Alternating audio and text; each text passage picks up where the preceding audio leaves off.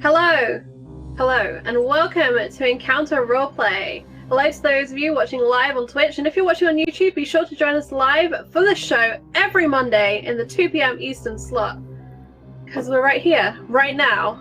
We're a little bit late today, thanks to our DM unfortunately getting caught up at work, but we are ready to go and deep dive into Inquisitor, our 40k Mutants and Mastermind system game. Let's go around the cast and crew and figure out who we are and who we're playing.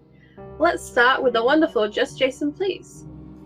Hello, yeah, Just Jason, please, on Twitter. So happy to be here playing Vasily Taltos, an incinerant in service to our most beloved God Emperor. And yeah, it's been a minute, so happy to jump back into the grim darkness of the far future where there is only war.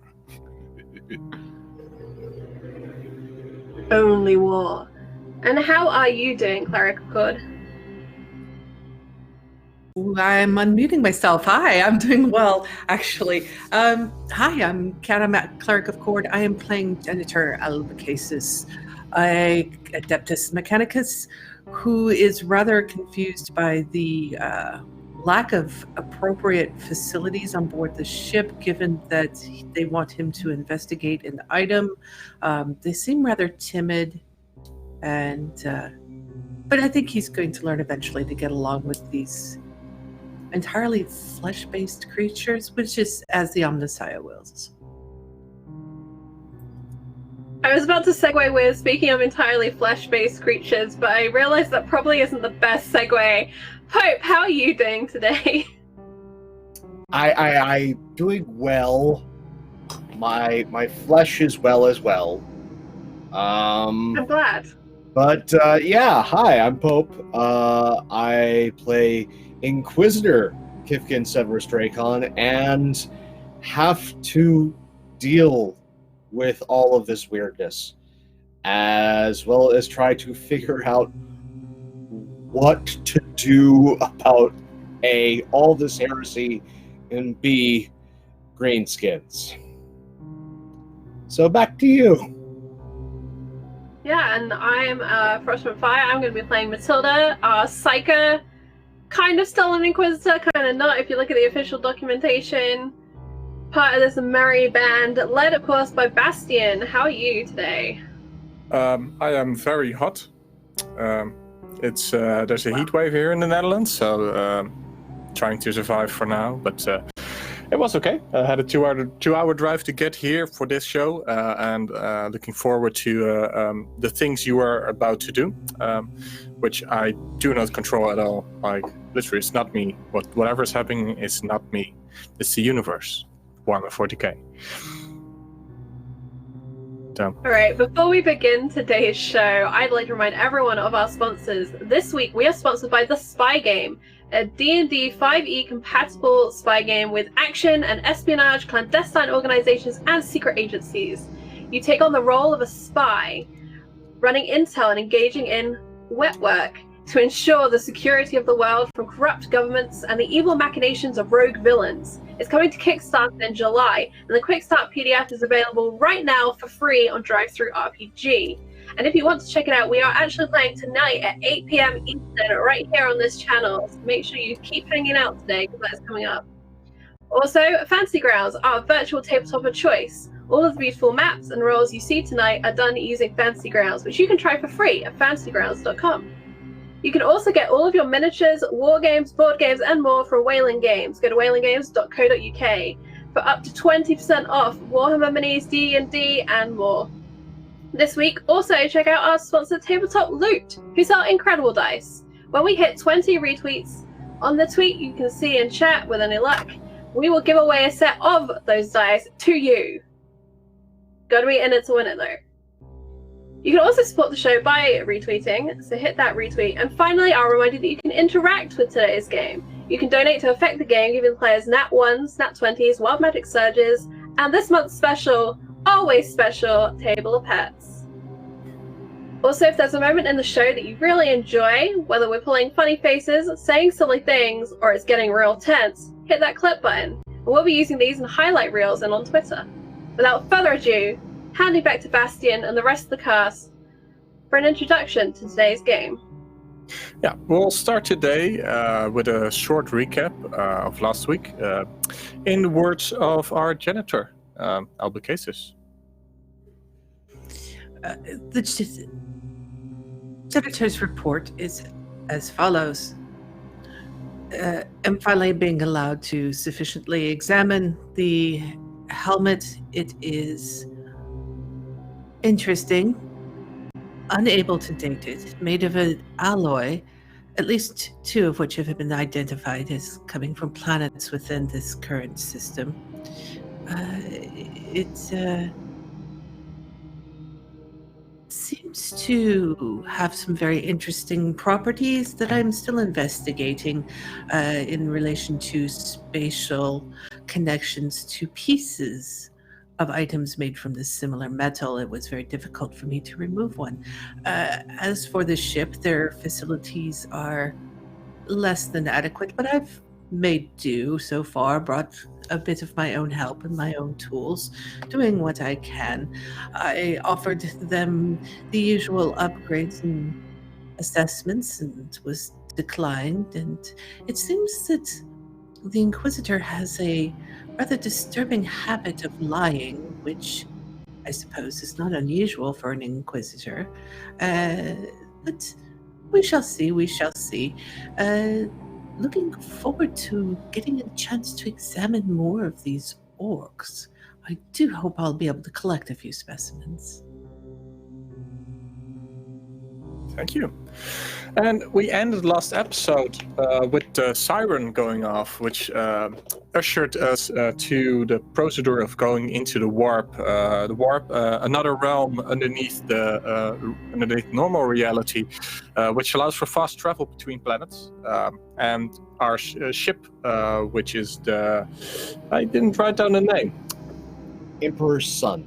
The Emperor's Son. Oh, hang on, let me add that to it, because Emperor's Son, which is a Dauntless class frigate, a light cruiser actually.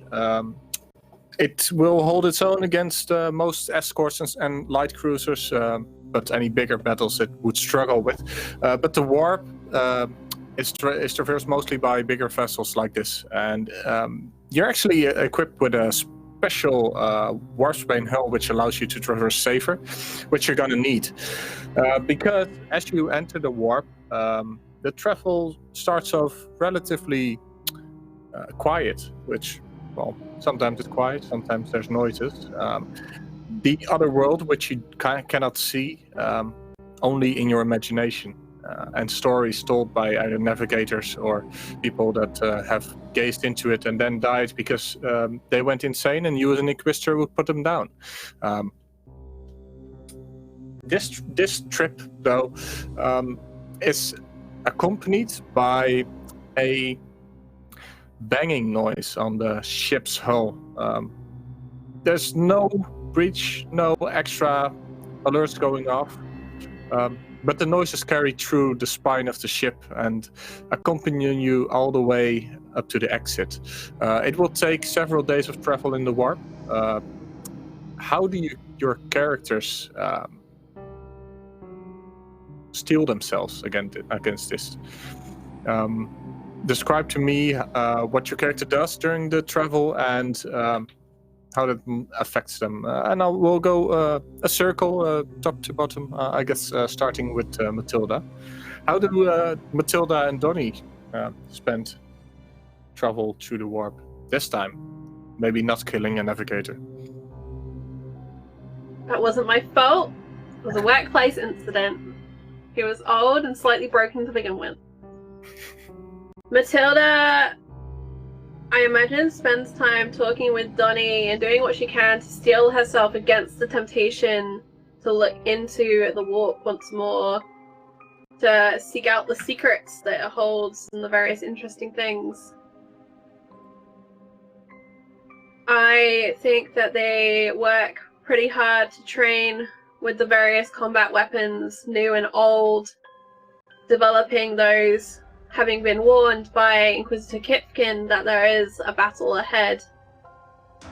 I imagine she also keeps close eye on the janitor, who has possession of a helmet which she hopes never ends up on the skull of anything. Whether that's a servitor, member of the crew, or the janitor themselves. And I think she listens to that banging, and her mind seeks the memories of the warp, and she wonders what it is that is out there.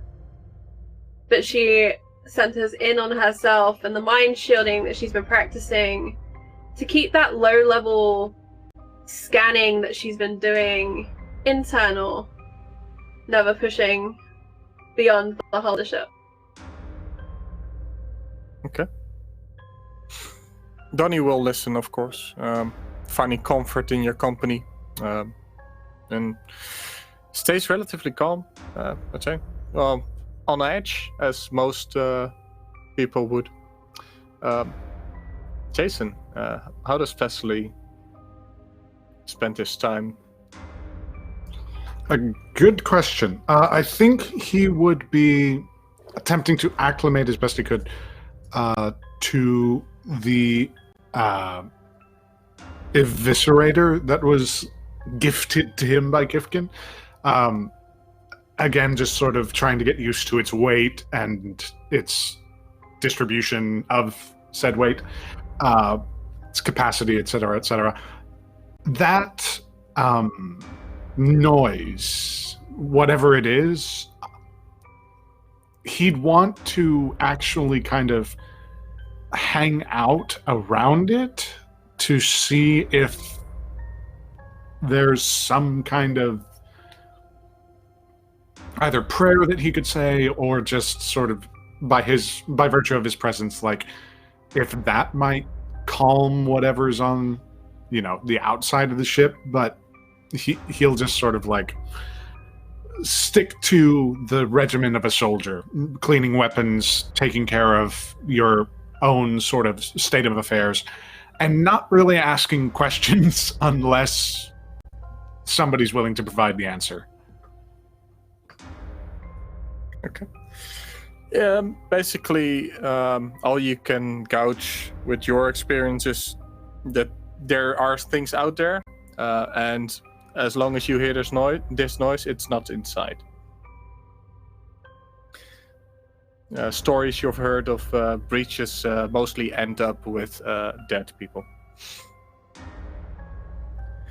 Pope, how does Kifkin steal himself? Well, first it's going to really bother him. But he's going to push through and write a memo,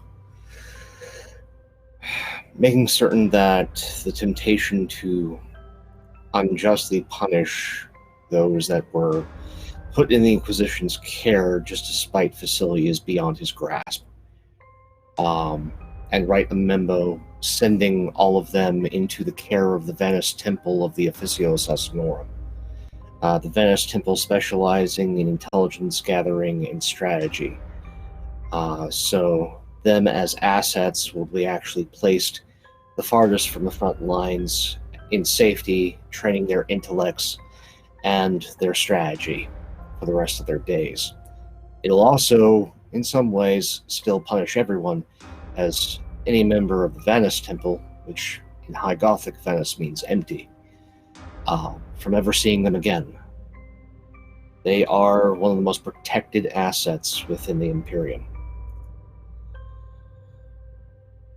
So, write that memo, stow it away, and then one of the most important assets that he managed to, whilst under the leadership of Matilda, he requisitioned specifically for the Emperor's son cold quarters. And due to the severe irritation of that incessant banging, he's going to put himself in stasis. Okay.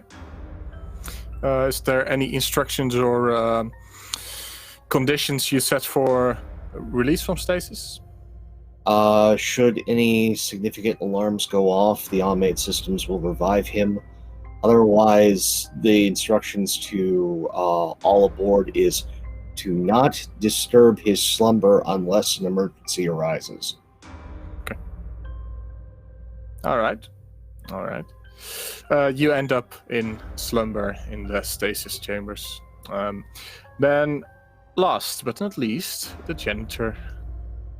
Is this her first? It's not him or her. It's an They. it. They. It's a they. They actually. Have they traveled the warp before? Oh, I'm sure they have. They are not native to the planet that they have been currently living on. So they have traveled the warp. They find it an inconvenience most of the time, just background noise. It's something that can be filtered out. It's white noise for the most part. They're usually so focused on their work that they don't seem to notice the difference between warp travel versus regular travel, except for the few times when it has interfered, in which case then they just go into a meditative trance and stay there. Okay. It takes several days to reach your destination. Apart from Kifkin, who is obviously going into a sleep, it gives you time to have more conversations if you'd like. Otherwise, we'll fast forward to leaving the warp. Because other than that, this sound, the trip is uneventful. Well, the janitor is placed, just as they were preparing to enter the warp, the janitor placed the helmet on one of his servo skulls, which then immediately went completely dead, lost all power, and promptly fell to the floor, which they found most interesting, and they then reanimated the servo skull and began running tests as far as shielding that might prevent it, what caused it, what happened. So they were quite busy throughout the trip. When the noise, the banging on the hull became apparent, assessed the vibration frequency and then just tuned it out. Just that one specific vibration frequency was tuned out so that they could continue to focus on their work, hoping to make some progress on, again, finding a way to shield the skull from the effects, a servo skull from the effects of the helmet and that type of thing. Yeah, you will. It will take quite some time and power to first revive the servo skull, and when you regenerate it, it only comes back in an electrical sense. It lost all its biomechanical juice, so to say, its soul, which is needed for it to actually work. So you basically have a robot which only follows commands directly. Shame. I'll have to find another one. And again, Exactly. so all of the studies are focused on then determining how that happened, why it happened, and also tests between the sliver and the helmet and the connections between them, looking at how they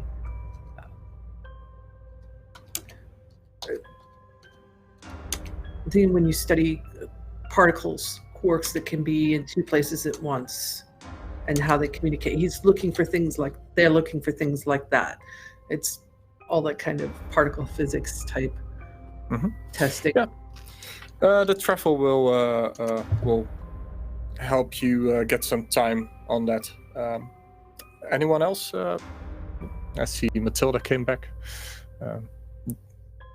So I imagine a particularly bad banging episode is happening, and Matilda talks to Donnie about the incident she'd had with Vasily, and not go into too much detail about the private memory, but it raises in her mind the question of whether she had taken him away from people that he cared about as they'd left the planet that was his home behind.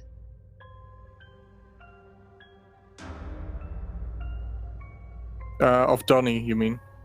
Mm-hmm. Well, you left the planet in a relatively good state, so to say. You rooted out any heresy instead of just burning it, which, in his case, any friends you've made, either they were guilty or they died. He doesn't really find... he doesn't want to go back there, so to say. He hated the rains. So, especially the assets. And can you remind me of the conversation with Vasily you referred to? So Matilda and Vasily at the end of last session had been discussing Vasily's place within the crew and his general discontent and their mutual discomfort with the janitor, when Matilda had offered to give him a gift and she had probed into his mind so that he might relive a memory, and she sought out the memory based on the feeling of family. And the memory that came to mind was of Vasily's army unit, his flock, his friends, and pushing deeper, following Vasily on his wander down memory lane to a woman that he'd loved and subsequently lost when Matilda had requisitioned him, the Inquisition. And you share that story with Donnie? I think she shares the bare bones of it. She tries to avoid delving too deeply into the emotions. In a way to respect Vasily's privacy, and in a way because she had walked the memory beside him, the emotions are still kind of raw within her. Kind of a bleed effect of living in someone else's mind for a short while. Well, Donnie listens to it, and after you tell this story, he'll go, I won't miss anyone on the planet. In the end, we were all there to serve the Emperor. I'm happy to be serving in a lot more effective way. Dangerous, of course, but I'm not afraid of losing you. He reads into it, because I know I will probably be dead before you.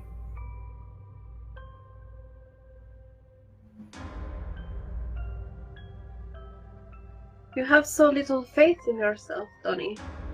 Your body is much more capable than mine. And that's why there will be a sacrifice at some point. Because your mind is greater than any I've ever met. And that is all that matters to you? A sacrifice for the Emperor? And the journey to it, yes. And preferably a sacrifice at the year of 80 when I can no longer fight. I think Matilda looks sad, but as he adds the caveat, she would smile and maybe laugh a little. Yes, here is hoping we make it to 80. Maybe 85. And she'll kiss him.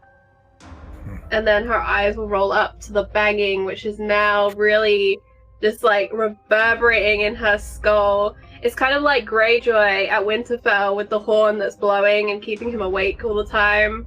She wants that thing in particular very dead at some point. But she remembers the danger she put everyone in the last time she'd gone exploring in the warp. And I think just grips Donnie's hands a little harder and tries to focus on being in this room and not out there, lest her mind slip and go walkabouts. Yeah. He'll probably keep talking, or keeping you physically busy. Either way, he'll distract you. Last one Vasily, was there anything you would like to do in the time other than the plan of before? Because then we'll go ahead. I think that the memory being dragged up to the surface again has him going to the sanctuary a bit more often. He actually kind of stills himself and settles down into the whatever pews there are, and would probably spend at least a good night or two just kind of having this internal debate of, should I forget these memories? Should I bury them, keep them buried? Should I use them as some sort of motivation?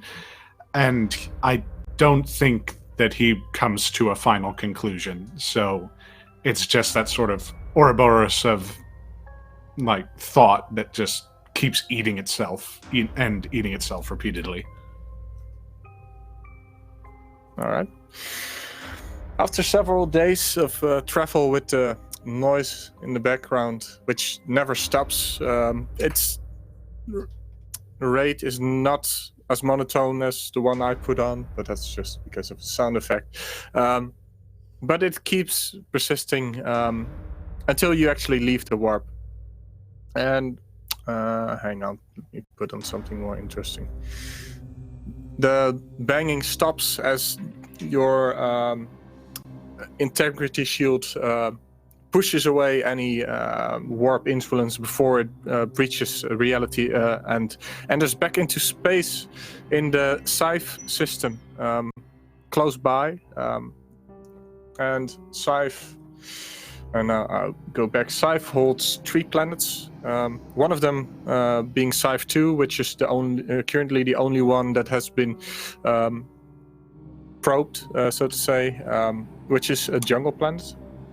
60% is filled with dense jungles, and on the displays as you enter the system, the information comes up, tells you this, and tells you it is a prospecting outpost for now. It will take several decades to properly develop industry here and actually make it a resource base for the Imperium. And the sirens go off, of course, but this time the sirens do not denote going into the warp, but coming out of it, taking Kifkin out of his sleep, a little groggy. And the rest of you also notices this. And as per standard protocol, the ship stays in real space, stationary to check on its hull. Which will take some time. Any commands you would like to issue? Because it will stay here until you do something. Yeah, no, definitely, since we've just exited and that insistent banging noise, I'd like to send a gun cutter out to do a visual scan of the hull. Make sure we didn't drag something out with us when we transitioned out of the warp. Then I'm going to try and find Matilda alone, if that's possible.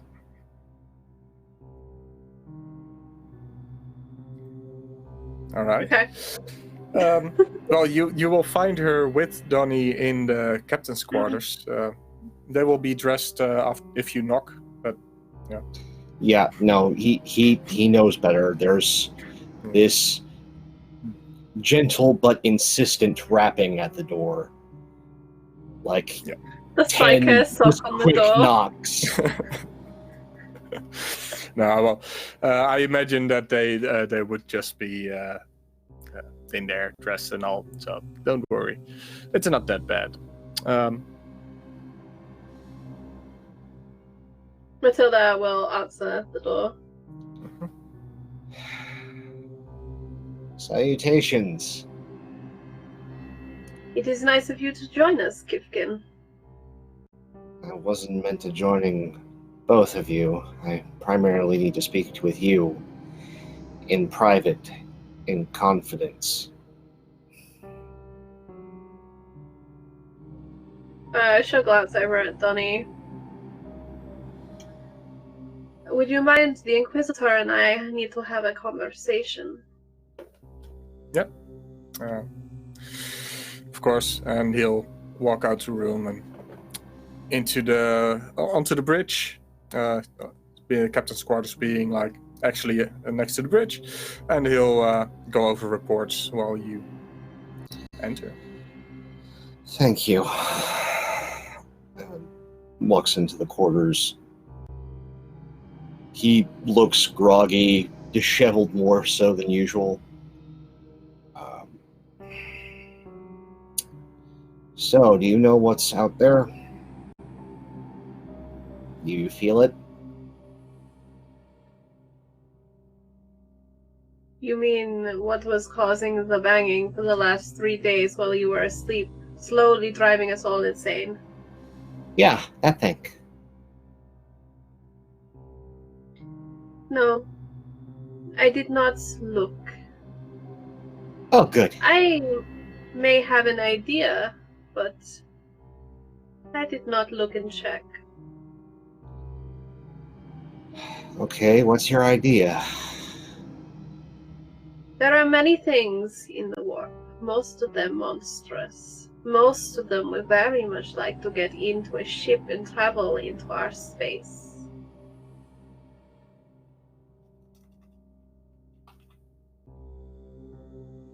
Okay, just the run-of-the-mill horrors. Okay. Fun. I believe if it was anything worse, we would not have been facing banging, but holes. Okay. Go to Self. See about getting something with a fighter bay. Okay. Anywho. Did you dream of it? No. The nice side effect of stasis is, in most cases, most humans don't dream. They just kind of exist in that space between life and death. A convenient place to slip into someone's brain. There's safeguards one can use. It's a good way for those that you want to make sure aren't peeking about other people's minds, keeping them eyes. Speaking of peeking, the janitor put the helmet on a servitor. Well, hopefully the janitor is wise enough to include that in their reports. And what happened to it, because I have a sneaking suspicion that wasn't a good thing. Considering it was in the express opposite of everything I have mentioned to anyone regarding that helmet, no, it was not a good thing. From what I observed before there was too much interference on my feed, the servitor crashed. I'm not surprised. Concerned, but not surprised. Considering what I know of the nature of this janitor, I highly suspect there has been a resurrection ritual of sorts. A resurrection? Wait, not on the parts. Always play, always curious, always exploring. The need for answers. I suspect the servitor was plugged in or cannibalized. A way found to make it work. But I thought I would leave that problem for you when you woke. Yeah, no, that's a little H that's going to get filed. Well, before you fire it, perhaps you could speak to the janitor. I'm not firing the janitor. The janitor is a tool. One that will dig through, scrape away, and cause all sorts of havoc if you know how to use it. I was hoping for a scalpel, and the Mechanicus decided to hand me a Bane Blade. So I will use said Bane Blade to the best of my ability. But that's not really why I'm here. What is it? I find that with the new title comes burdens. Something broke in my head, Sophia. I'm sorry. Matilda, something broke in my head. When Sophia died, something went wrong. And What is it you would like me to do to your head? nothing. Not right now, at least. Lying. There is something you would like me to do. I had a conversation with Vasily. I found in that conversation getting angry, and I threatened casually the people that we whisked away from his life. I don't like that. And I have found a solution to put them as far from my grasp as possible. It's just that solution also puts them from everyone's grasp as far as possible, with them being safe and alive. It's just, if I do this, no one will find them again. Not even me. Perhaps instead you should simply do nothing and enjoy the dark thoughts when they are there and the light thoughts when they are there. There's only action that will make you a monster in this incident. Your thoughts are not as powerful as mine, Kifkin.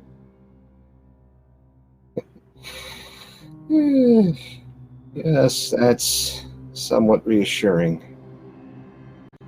Somewhat. But I find that I'm finding more often.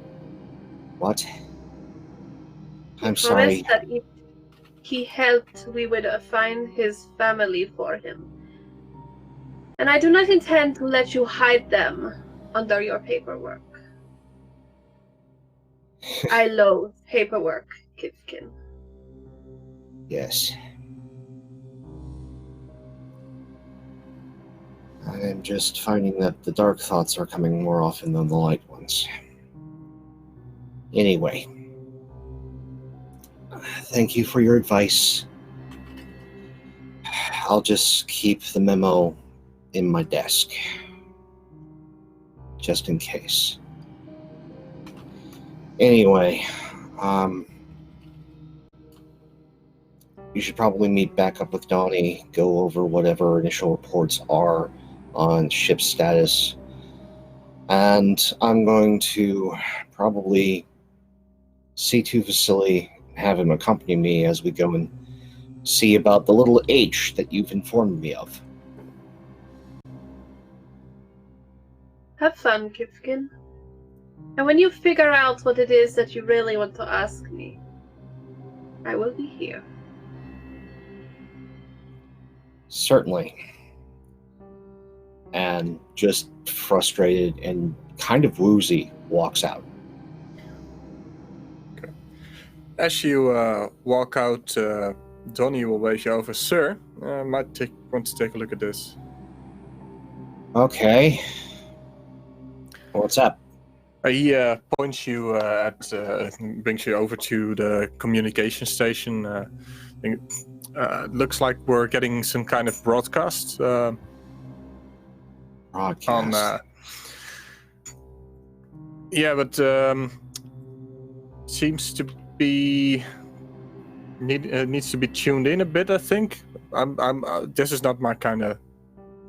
Oh, okay. If it's just some static interference, yeah, no. This ship runs on some old naval tech because it was previously a rogue trader vessel.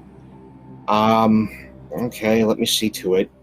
Like to roll a technology check to see about dialing this in.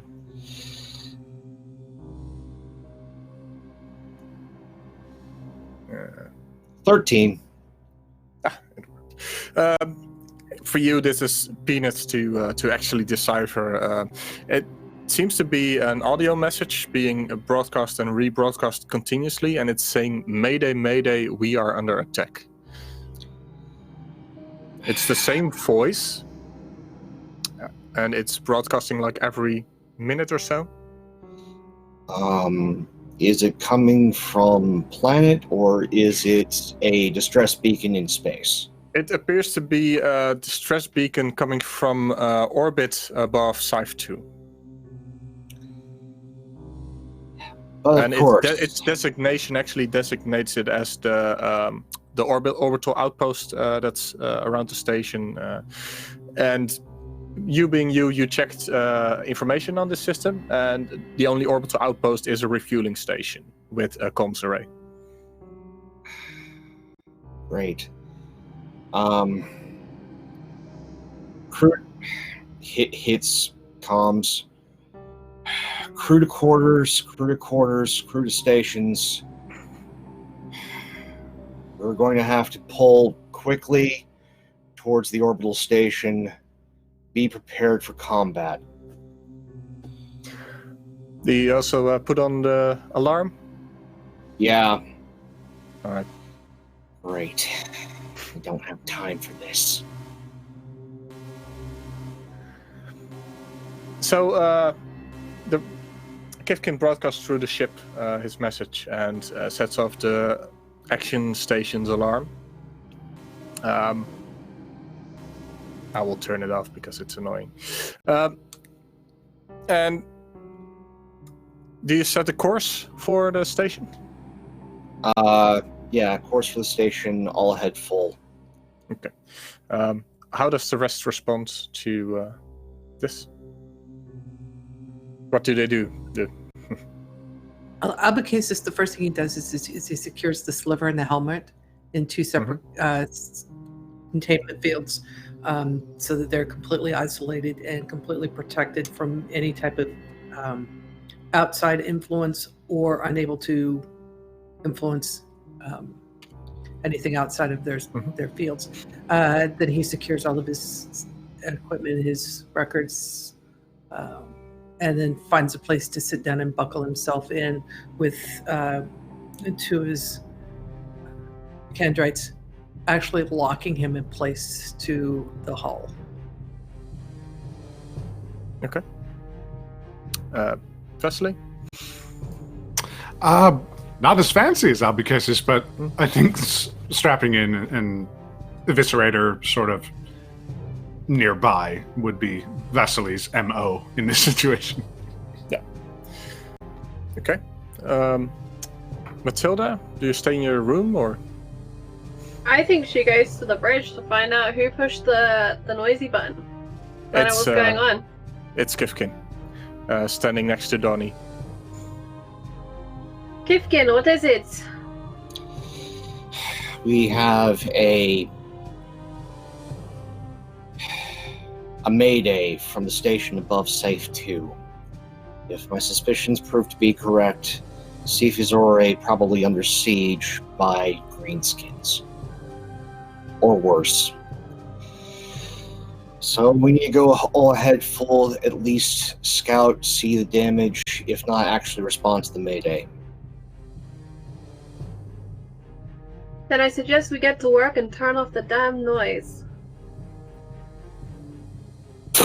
Just pounds the alarm off. Yeah. In terms of travel time, it will take at least 2 or 3 hours of subspace travel to actually get to Scythe 2 on full trust from your entry point from the warp. You will pass by closely past Scythe 2, which is currently in such a position around the sun, local sun. And Scythe 3 is beyond Scythe. Let's see, the other way around. You're coming from outside, so you pass Scythe 3 first, then reach Scythe 2 where the station is, and then Scythe 1 is close to the planet. Scythe 3 is a gas giant, so probably not inhabitable, maybe mineable in the future, given proper infrastructure. But for now, not so relevant because there's no ground to stand on. So you have 2 hours to prepare to issue orders to your ship. Any specifics you want to do in terms of naval? Just as a side note, your ship is commandeered by your basically a first officer who is called Nicodema Ula, unless we named him already. I will pass that in the chat in Fancy Grounds. You, as far as I know, you have not assigned a captain above him. No, not yet. But he is there to relay any commands you want to give to specific stations. He holds a good amount of respect of the crew, and is a relatively experienced officer. He used to fly this while it was a rogue trader vessel as well. All right. About a half hour out from station, I want to cut engines to about half power, run silent, deep scan. Okay. Will you be personally assisting in the deep scan, or having it run by the crew and servitors? I'll personally be assisting. Okay. Then you can use your own technology for it. Any task you want to perform by the crew, you get a +5 bonus on it instead of your own.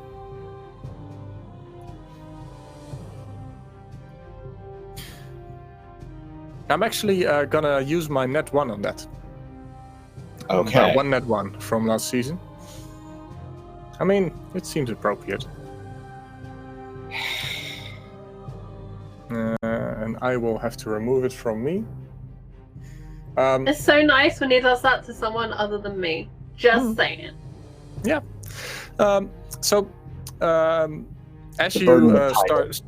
you run the deep scan, you get no signatures at all. Not even the station for now. Great. You do get the planets, though. I mean, they're big signatures. So,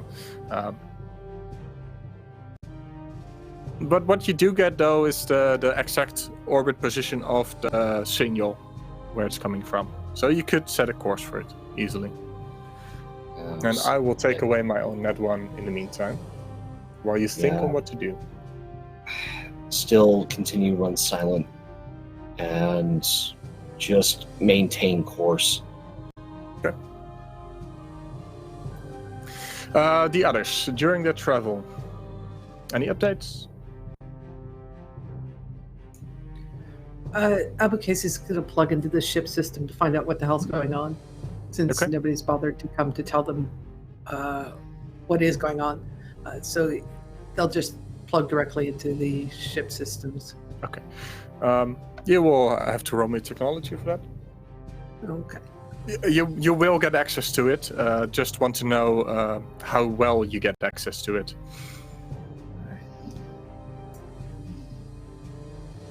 That's a 31.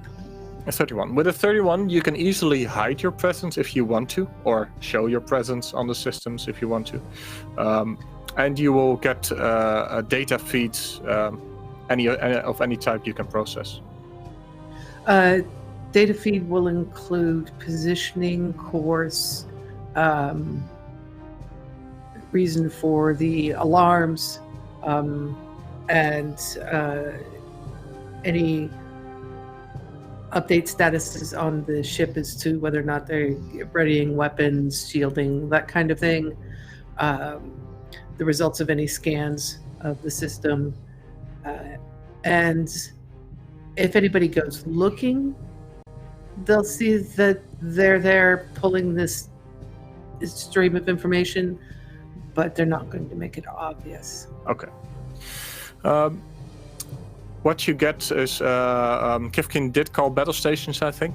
So the cannons are being prepared, the shields are being, the capacitors are being filled, so to say, enabled to be able to go online when he wants to leave silent running. And the scan, the deep scanning that's going on, it yields the position of the station where the signal originated from, but no other active vessels. I have a question. Yes. Is the Mayday, is that an automated message or is that an actual vocal recording message? It's a vocal recording that keeps being rebroadcast. Okay. On about a 1 minute time. Matilda is gonna listen to that real hard, see if she can hear anything in the background, figure out anything else that's not just in the vocal cue. Okay. Sorry, Kat. Please continue. You No, can that's roll me fine. a perception for that. I'm sure the janitor would be running their own analysis, but just because out of curiosity. Yep. But they are going to make sure that everything is secured and protected, and then just continue to monitor. They're going to stay plugged in and continue to monitor everything. Okay.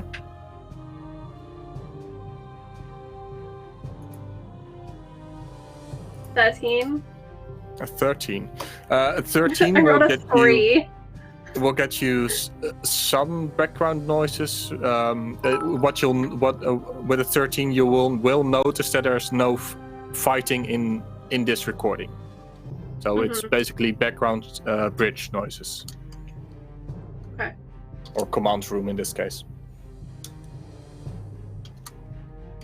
Yeah, she's just gonna keep listening to it. There's not a lot she can do tactically right now, knowing Kipkin has more tactical knowledge on this front. And she's not the captain of the ship either, so she's just gonna keep listening to this recording and let everyone else get on with what they're up to.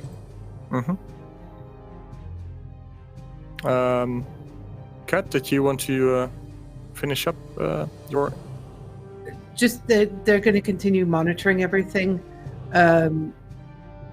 Again, they're staying kind of stealth within the system, but they are, if somebody were to go looking, but they figure that everyone is a little too busy at the moment to worry about the janitor monitoring the ship system, since nobody's bothered to make an announcement.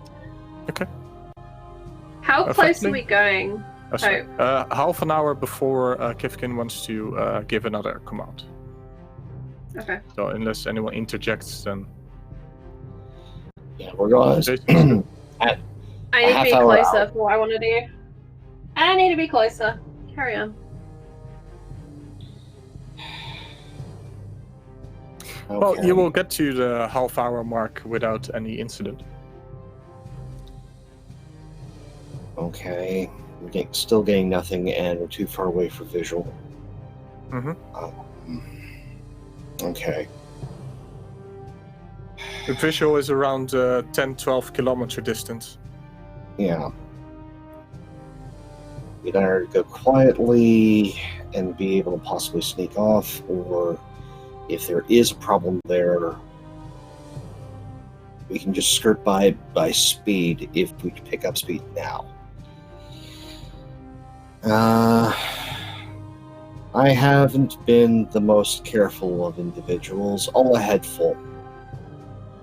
Okay. Everyone's battle stations, be ready to fire. Donnie will have been suiting up his carapace in the meantime, of course.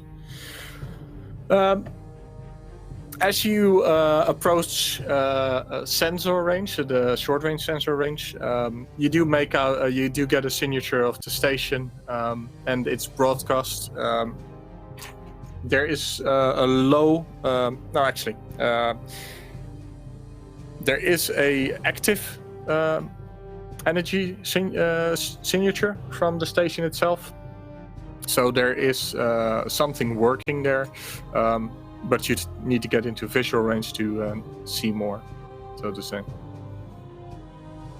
And as we fly into visual range, I will read up what I wrote down. Because as your ship approaches the sci-fi refueling station, I changed the music first. That's better. You are met with just the one noise on all channels, which is Mayday, Mayday, we are under attack. The message repeats itself. And once the station enters visual range, you notice half of it is probably missing. Its docking arms are destroyed, as well as the huge fuel pods, which are either destroyed or missing. The superstructure appears to be somewhat intact, with power running through the communication array as lights still light up there. Most of the hallways are on the outside that are destroyed.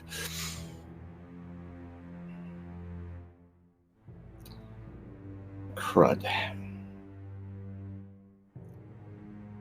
All right. Full stop. Going to suit up some folks. Go over, see if there are any survivors.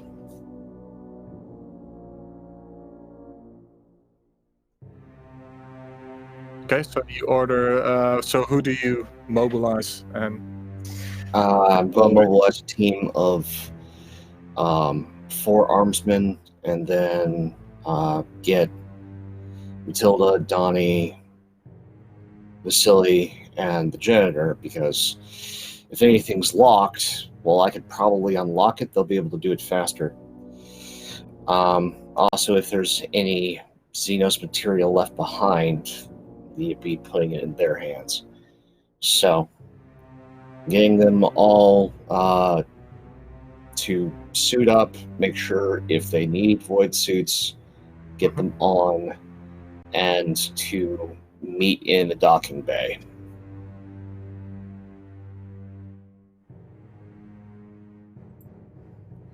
okay, Matilda would like to try something before she leaves the bridge and leaves the view of this half-destroyed station. She sits down in one of the seats and all but buckles in, because I don't think we got space seatbelts, but sits down. And she would like to try and use her precognition ability to gain even a brief insight to if there are mines here and what may be about to happen. all right. You can roll me a psych check. That.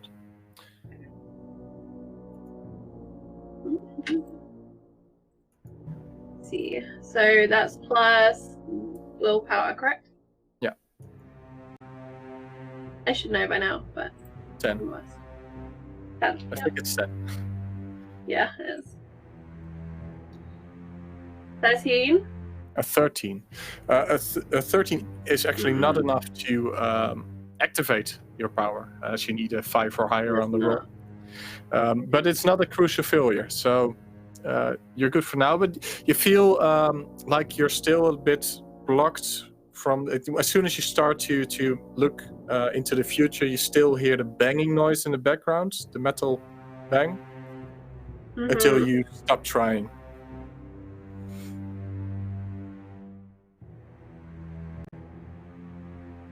And I think in a dark mood, the vague smell of ozone around her, the Inquisitor will leave the bridge to go down to the docking port. Okay. Any special preparations the rest does on the way there? Donnie, of course, the carapace being capable of space combat, he'll get the correct helmet. The janitor will, whatever external equipment that they need for Void, we'll find, locate that and put it on, mostly just to ensure that the bits of flesh that they have aren't frozen. Yep. Okay. Jason? Yeah, Vasily, as soon as it's sort of clear where we're going, I think he'd be hanging around the the soldiers that Kifkin ordered to be a part of this excursion team. Not giving much of a pep talk, but at least trying to keep everything in working order. There's kind of a silent doubt of like, station looks like it's blown in half. I don't think we're looking for survivors. Like, but he keeps that to himself. Kifkin, did you get ship security or of the Mechanicus troops? For this, because this is a 0G operation, we're not using the Mechanicus troops. We are just pulling from the ship's security. Because if anyone's going to have 0G training as well as recovery, it's going to be them. Yeah. Okay. So that's 4 of them, if I'm correct. You Yes. meet up at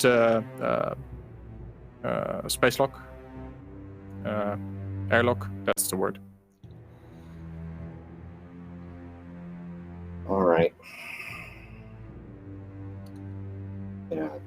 Get aboard a gun cutter and fly on over, see if there is any external places where we can set down. Probably going to have to cut our way in. But rather do that than search needlessly for a dock, which I'm pretty certain is already spaced.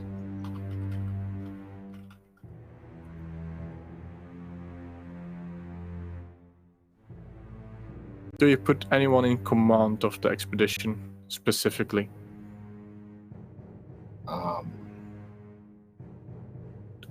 Or do you not put anyone in command, which is also an option? Well, I'm going to leave the ship. I'm coming with. Okay. I'm going to leave Allah in charge of the ship while we're away, with the explicit instructions: should they hear a distress signal on this channel, drop everything and save my butt.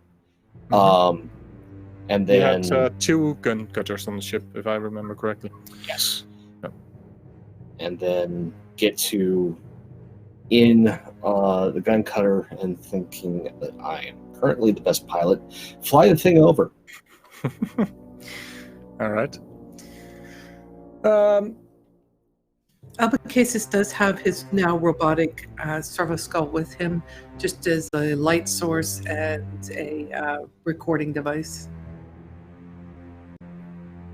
Okay. That's no problem.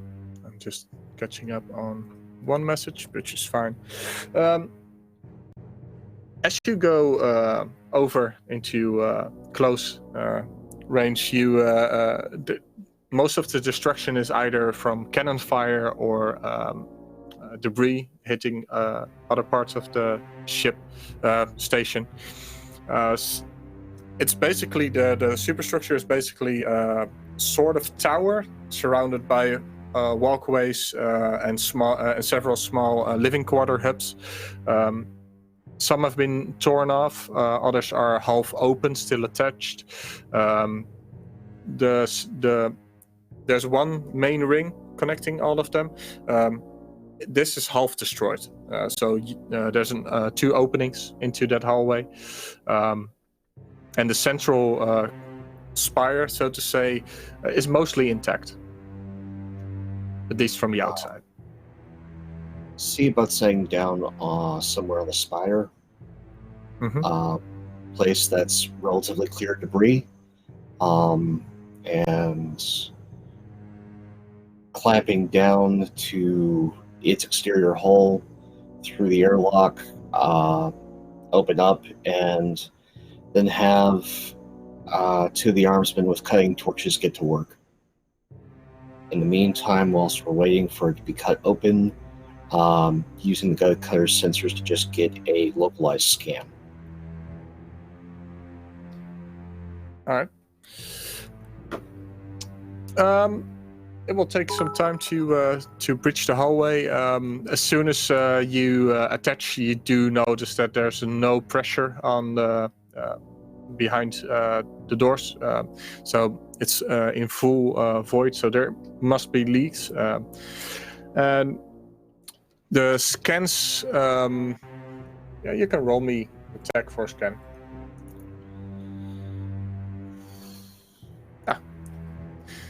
Oh, Charlie. Oh, nice. So 30 with a nat 20. All right.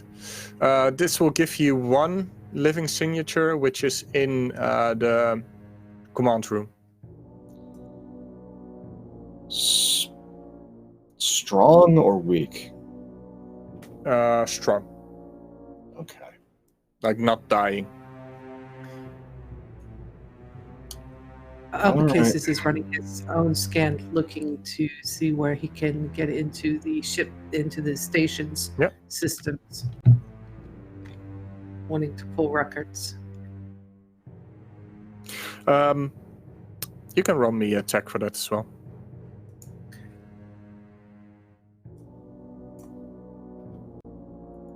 Uh, 23. 23.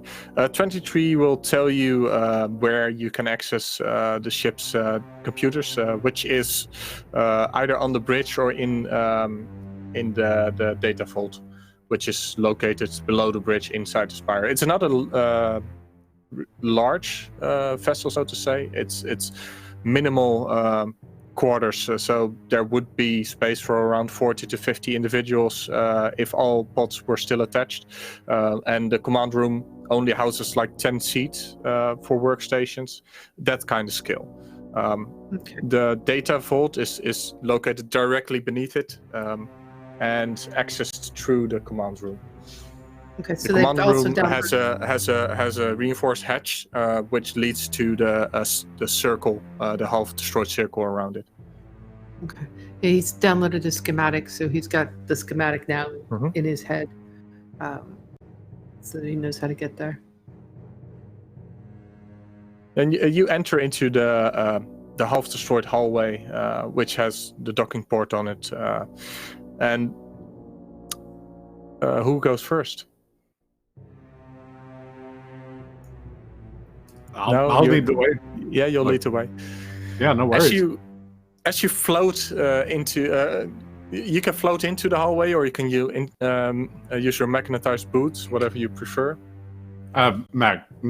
Nothing. No, no floating, please. No floating. Okay, so you walk into the hallway, bolting yourself to the floor, and the first thing you notice is that among debris, the hallway is around 3 meters circular, and there's one walkway attached to it. It's running wires and pipes underneath the walkway, and you notice bodies. Frozen bodies, which are either suspended or glued to the wall, blood frozen, and they suffer from a severe case of oxygen deprivation from the void, and they're dead. Well, good to know. Is there any indication that of any further damage, like were they slashed apart and then thrown into the hallway, or were they blasted against the wall? Because I'm basically wanting to investigate this. You can roll me either an investigate or a medicine. This will be just to double check, because I think this will be definitely investigation. So here we go. Hiya. 19 plus 12, 31. 31. A 31 will paint you like a scene, like a detective on a crime scene. And what you see here are people that were either working on stations in this hallway or getting to stations. And one detail you notice is one person was still holding a railing as the hallway decompressed. His hands now frozen to the railing, solid. Others were sucked into this hallway. There's no wounds, no battle wounds. There's some explosion scarring. One person is missing a limb from an explosion, so he was probably at the wrong place at the wrong time. Might have died before, might have died after. You can't tell without medicine. Singular high velocity impact. Explosive, most obviously. And unexpected. These were people going about their days.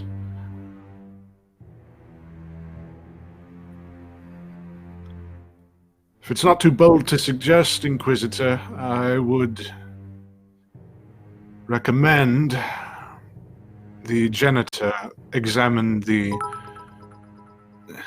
systems and cogitators of this station.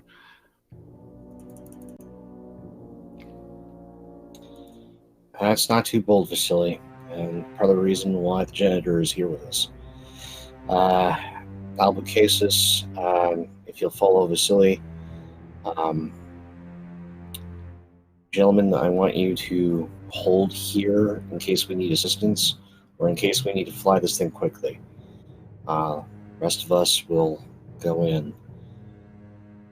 Donnie, whatever firepower you've got, just in case, because the ship did just exit the warp, and there's a lot of death here.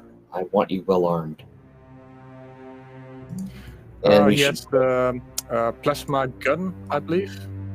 Yeah. You gave him. Do plasma guns work in space in 0G? I think not, right? Plasma guns will discharge, but their ranges are halved. Okay. Hell guns should be fine because they're energy weapons. Hell guns will be fine. He would be wearing the plasma gun on his back and the hell gun in hand for saving the heavy gun for in case he actually encounters something heavy. I'm going to bring a spare void suit in case one of us gets a puncture, or if we do find the person whose life signs are in the command station still alive and friendly. Otherwise, I think we need to head on in and see what we can find. So this half circular tube that's left here, so to say, it connects in roughly in the middle with another airlock to the main superstructure. All right, time to use those mag boots for a reason. Head further in. Try and make our way as safely as possible to the command station. As you push some floating bodies out of the way to get to the airlock, it's closed. Its door mechanisms seem to be working. There's a green light next to the button next to the door. Senator Abelcasis, would you mind interfacing and opening the airlock? Oh, of course. There's two buttons, actually. 3 buttons. There's pressurize, depressurize, and open. I'm assuming it's not opening because it is depressurized, so we will pressurize first and then open. Yeah, well, it's green, so I don't know which button you try.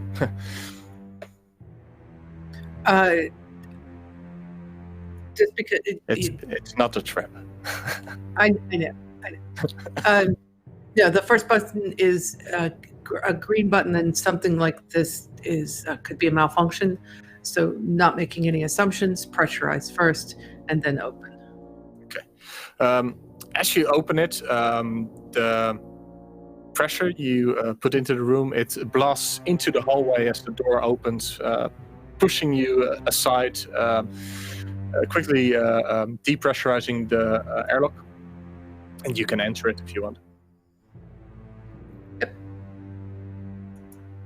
Got the nice little magnetic. Oh, by the way, as you opened the door, one body got pushed out of the room. and which is now starting to freeze.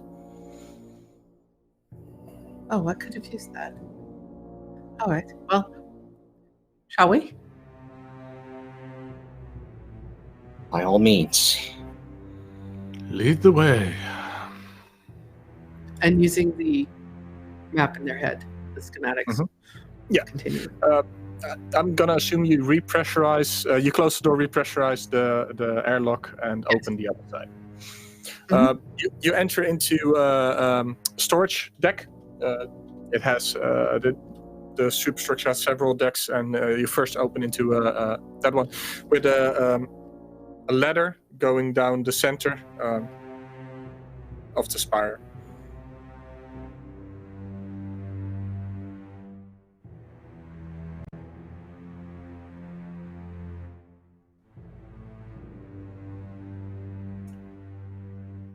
Are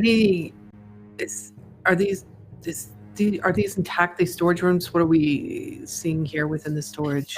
In the storage room, there's mostly rations, water, food, batteries as well.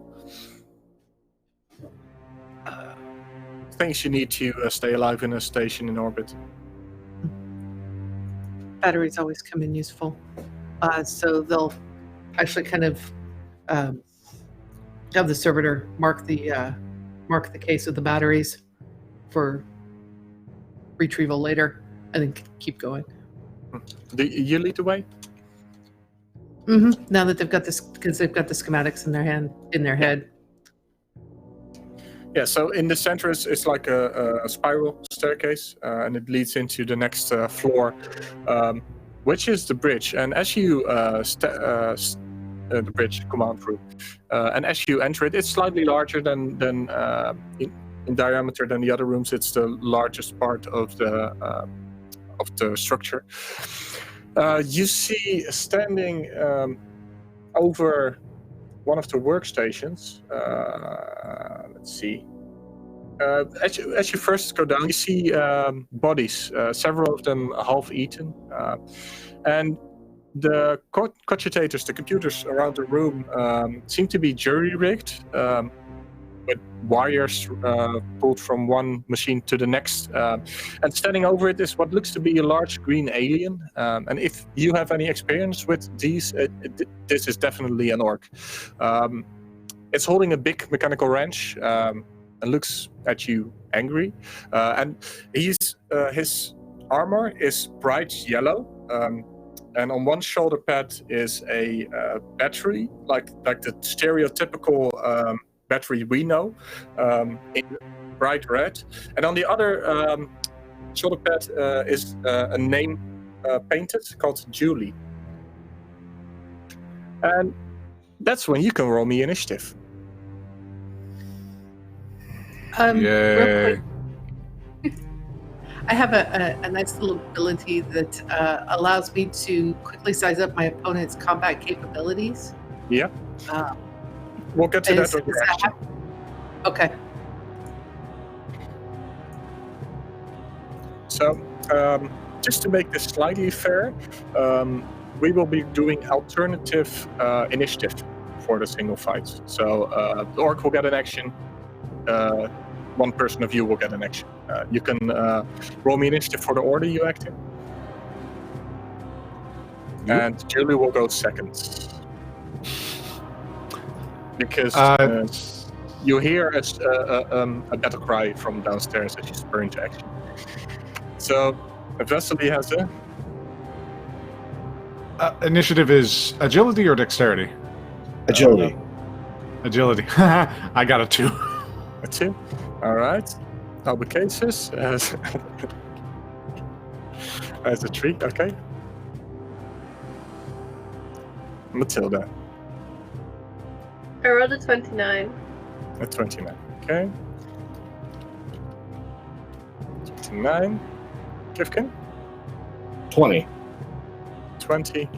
And then we have Donnie, which I will roll. Where's Donnie? NPCs. Seen him? Why is he not in there? I will just do it. Donnie will go on a 20 as well. What's your bonus? One. 1. Then Donnie will go first of the two of you. And then the troopers, which are among you in the storeroom, will go on a 9.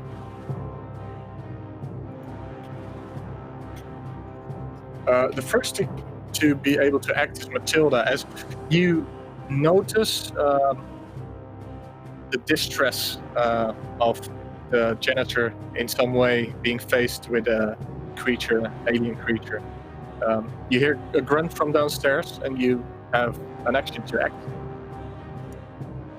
You're still in the Can I store. get Basically, everyone would still be in the storeroom above, and you can have one person that follows the janitor.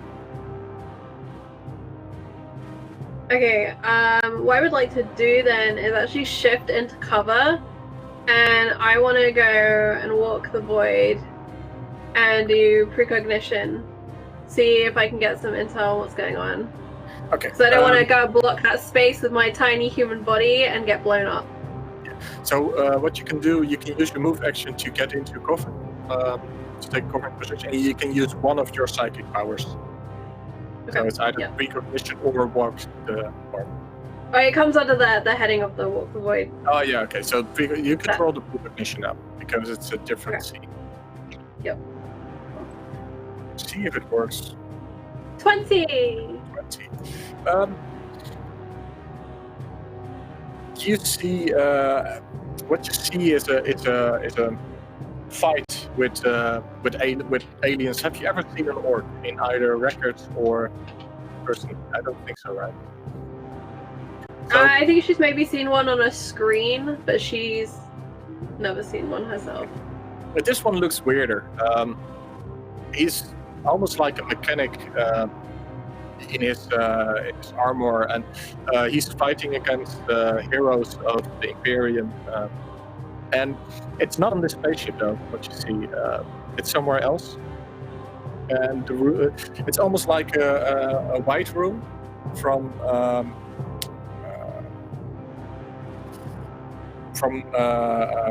studio, so a movie studio or a camera studio where the entire room around you is white, and this orc is fighting against Donnie and others as well. And there's in the background there's silhouettes of other orcs, and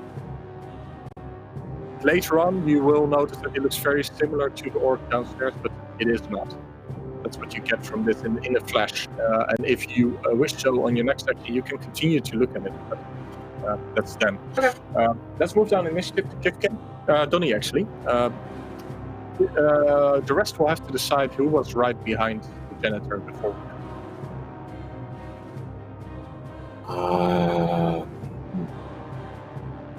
Who would have been riding right behind Albucases? Mm-hmm.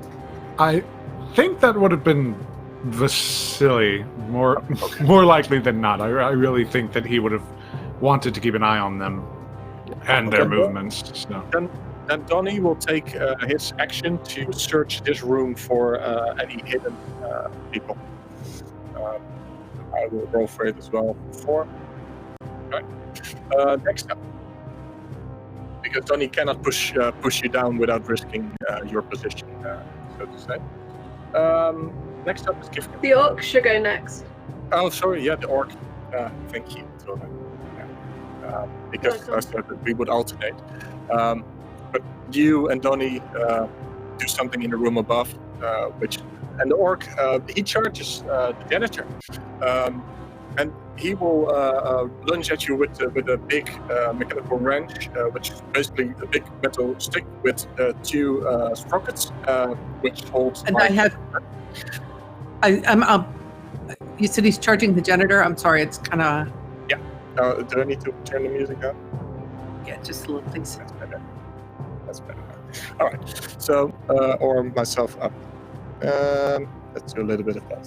So the orc, he charges you with a big wrench, which is composed of a rod and 2 sprockets that are motoring a clamp, and he'll swing at you.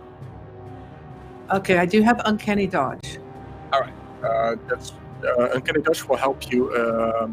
Gives you full active defense if that works, even if surprised. Okay. Correct me if I'm wrong, but I'll just roll the attack. I'm not vulnerable. Is Yeah. all. You're cutting it in and out a little bit, Bastian. Yeah. Okay, I will check if I can do something about that. Let's do this. Does this help? Does this help? I think it does, right? Yeah, that's it. It's better. As you're moving around, it seems to be. All right. He attacks you and he gets a 22. I'm going to assume yes. Okay. Then you can roll me a toughness check against DC 22 for no effect. Okay. As he has strength 7. Oh, I hate you so much, Fantasy Grounds, because that was a nat 20 that just wasted. Did you roll next to the window again? It's being picky. Oh, come on. I hope that's not. Oh, thank you. When it finally takes it. Yes, of course. Well, I'm gonna No, it take took. Yeah, we got an did 18. it? Oh, okay. Yeah. Oh, okay. 18. I didn't see that 18 go up. Sorry, I'm having a little bit of lag apparently. So 23. 23. 23 means that you actually absorb the hit. What kind of armor would the janitor be wearing? Please describe it, because it's the first time in combat. Okay. The janitor is underneath their robes. Pretty much is just kind of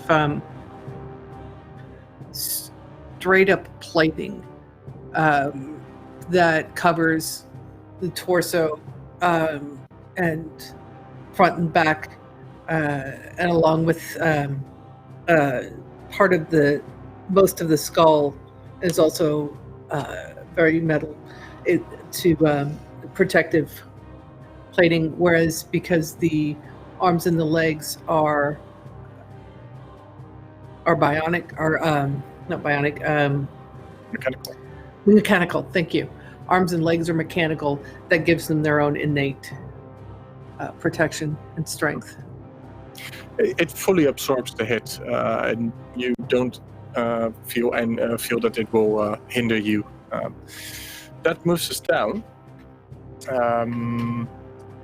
to Kifkin now. Kifkin, you heard the walking of heavy footsteps and a loud smash. From the I haven't seen anything yet, so just with that, just holler over the comms. All right, are they insane? What's going on? And then take cover. Okay. Then I will do an action with the orc. The orc will run, seeing how it didn't affect you. He runs to one of the computers and starts grabbing wires. And with that, we move down initiative to the next, which is Albucasis.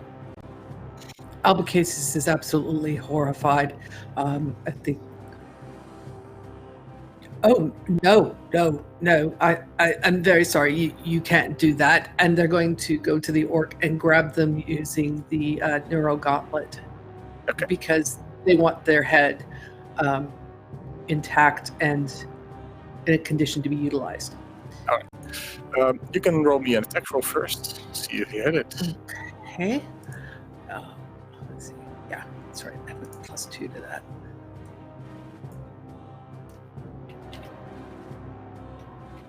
Okay.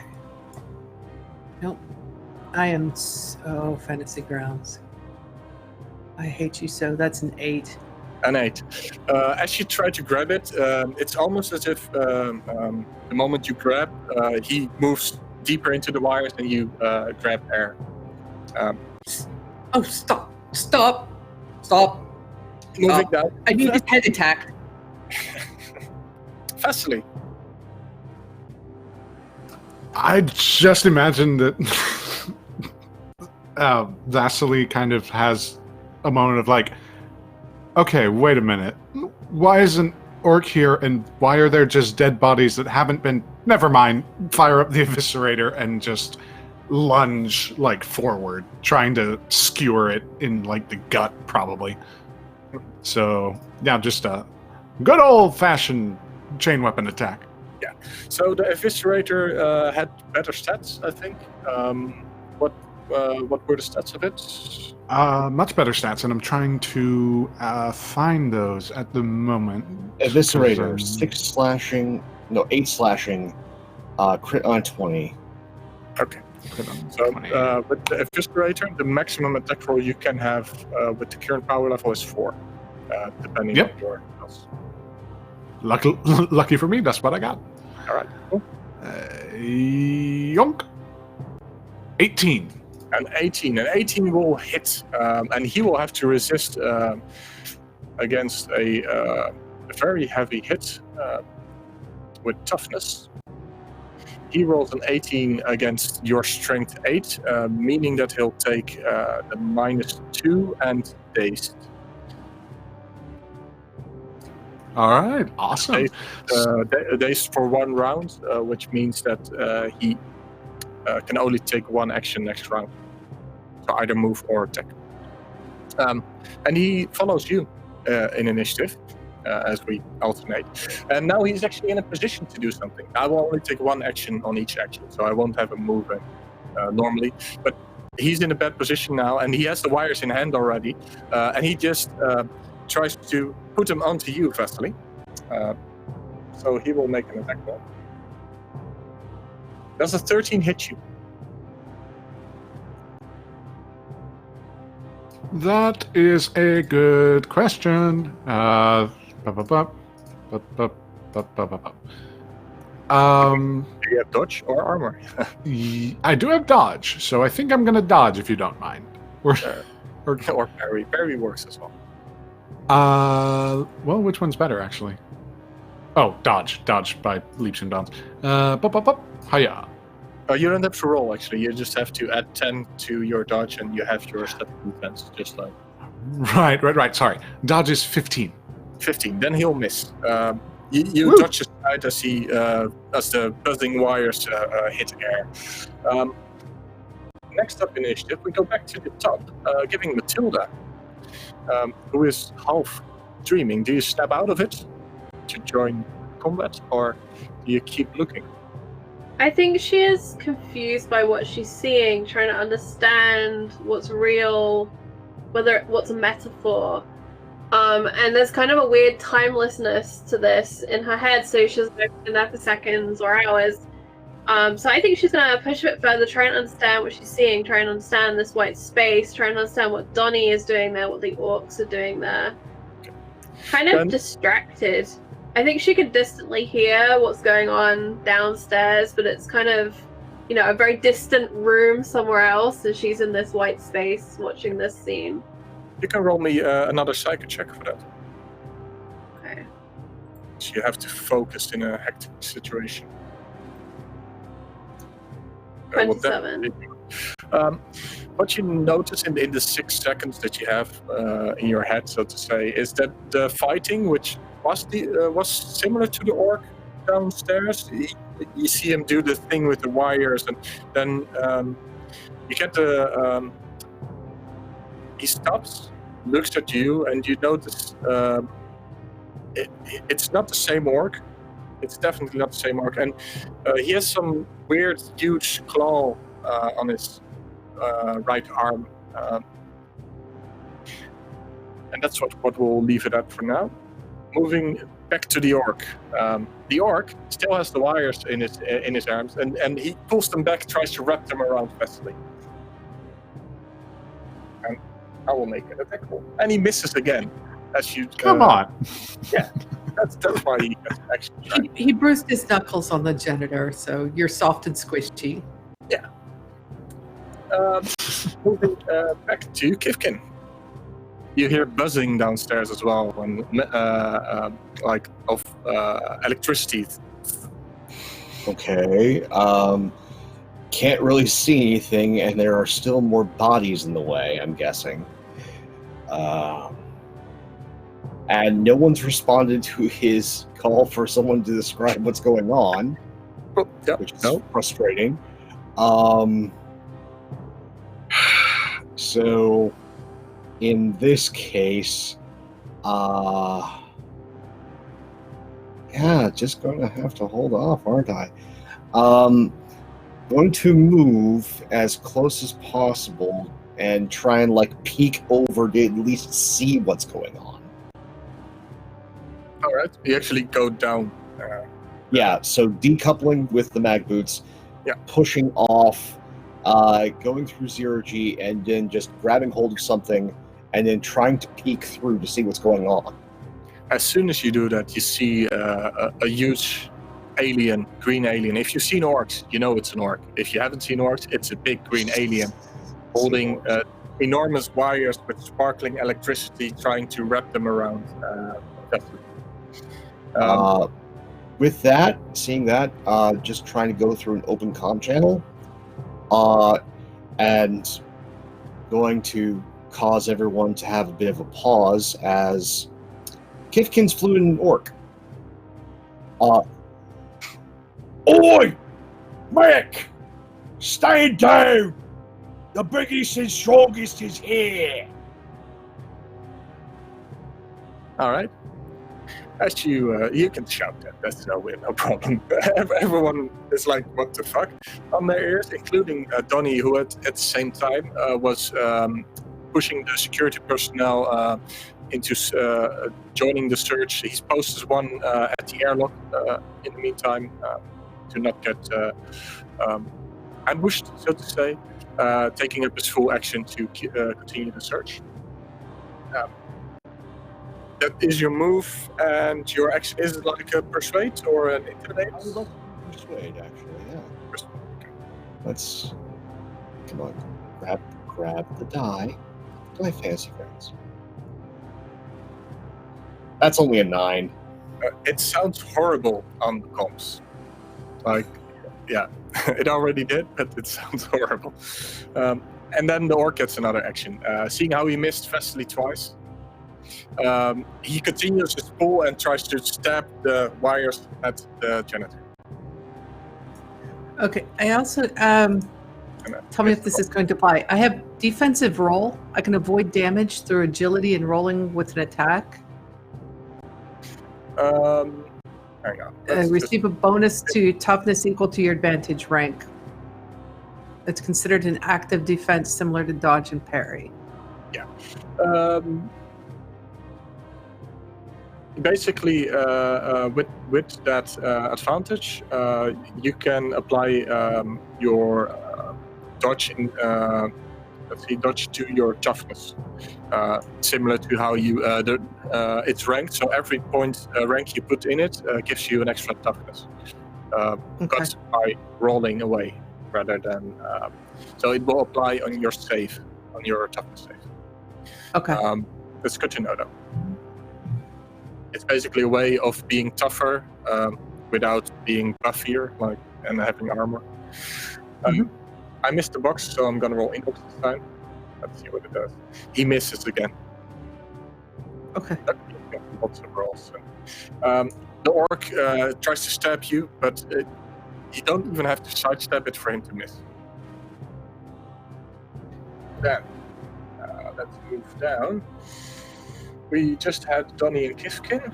We moved down to the security, who is busy. One of them will start to move over towards the staircase behind Kifkin. Weapon at the ready. Giving us an action for Albuquerque.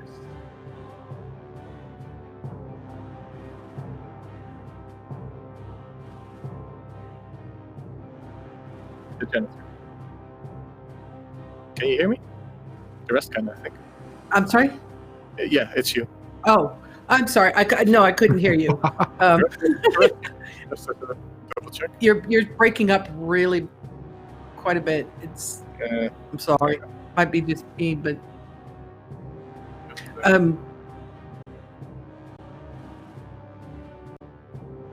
But it's your action. Okay. Albucasis is going to go ahead and try again with the Neuro Gauntlet. All right. I'm sure that's gonna miss. It's just as horrible as me. Yeah. I'm horrible. Fantasy Grounds has decided it doesn't like me now. All right. That gives her another action to the orc after that. You can still move, by the way. Oh, so let me ask you this. I have improved defense, which let me find this.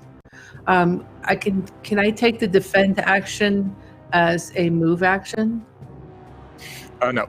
Defend action is a normal combat action. It replaces an attack or and allows you to roll on a defense. Okay. Then like a hero point taking above 10 if you roll below 10. Right. And there's another set of skulls and wires that are crudely rearranged on the other side of the room. Is that correct? Yeah, the entire room, all the computers have been torn open, their wires plugged into others or themselves in unholy positions. To you. Then in that case, this is true heresy to the janitor. So they're going to leave the killing of the orc to those who specialize in such things. Reminding Vasily again, I need its head intact, please. I have use for it, preferably undamaged as much as possible. And then they're going to head over to the other banks of computers and start trying to figure out what they've done and undo it. Because this is doing that, you can do next action. You can easily move across the room out of melee range of the orc.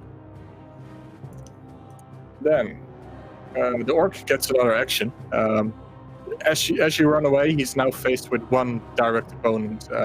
He screams after Kifkin challenged him, and Kifkin, as you speak orc, he screams "Die" in orc. The rest doesn't understand that. Kifkin, does the 15 hit, especially, does a 15 hit you? Yeah, I think it does, right? Yeah, it does. Okay, then you can roll me a fortitude save against DC 20. DC 20. Hiya. Well then. I'm shocked. Unintended. You take a lot of electricity through your suit, but it flows off through your boots into the floor. Whew. You are so lucky. All right, then it's your turn. It's not the volts, it's the amps. Anyway. You have wires sticking to your suit, by the way, now. And they're starting to fuse. Oh, not good. I'll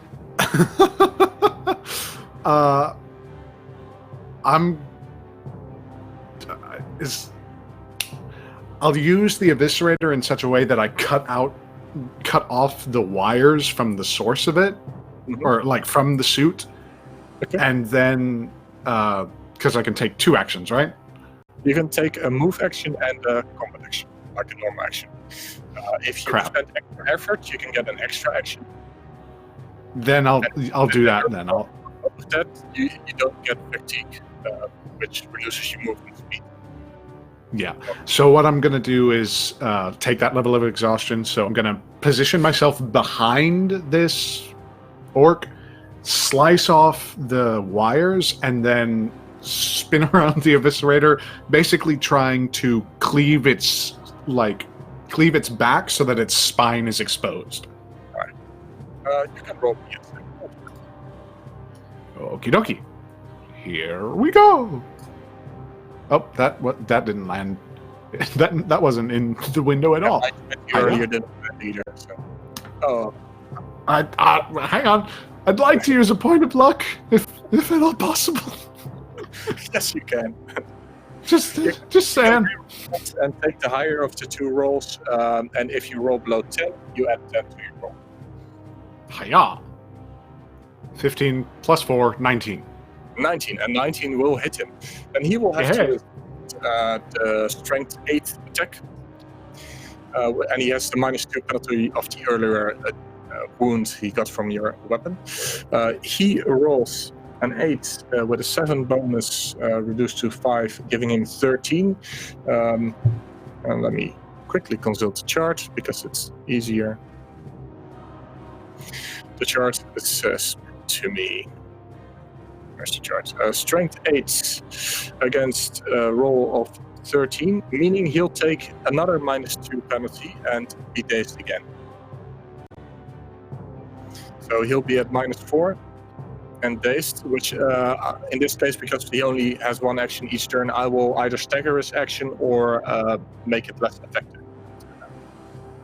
Then, as you do that, he instantly gets an effective daze, and he is taken aback and moves his action pretty effective up. Matilda.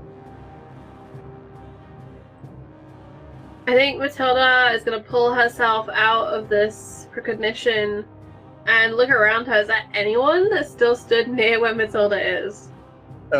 Yes, Donnie is checking every nook and cranny of the storeroom, as well as kicking any boxes that are unopened.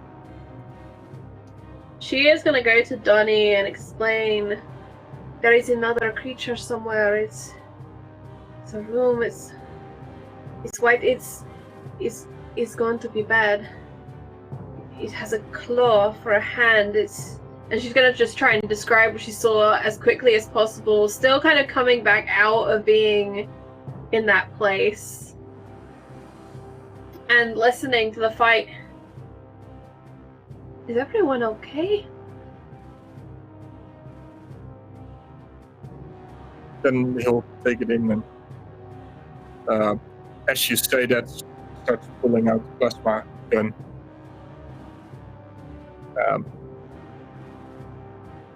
I think it's time to check downstairs, and he'll do that on his next action, which is actually after the orc has taken another swing. With only Vasily inside, his wires have been cut. He grabs the wrench from the floor and tries to get a forward swing, like a tennis swing. And he will roll in box. 10 will miss. He will miss air, and the ball flies into the room. Bringing us down to Kifkin and Donnie. Donnie will start moving down the stairs as Kifkin can take his action. Kifkin's going to try and push himself into the room, pulling the power maul, and tries to get closer. If he can get close, seeing that the orc is just in a wah frenzy, and Vasily is holding his own, just going to try and take one baseball swing at the thing. All right. You can give me an attack roll. Yeah.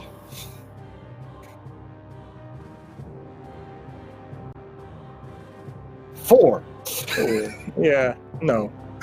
Just you're as horrible as I am. So. Then Donnie comes down the stairs as well, plasma gun in his hand.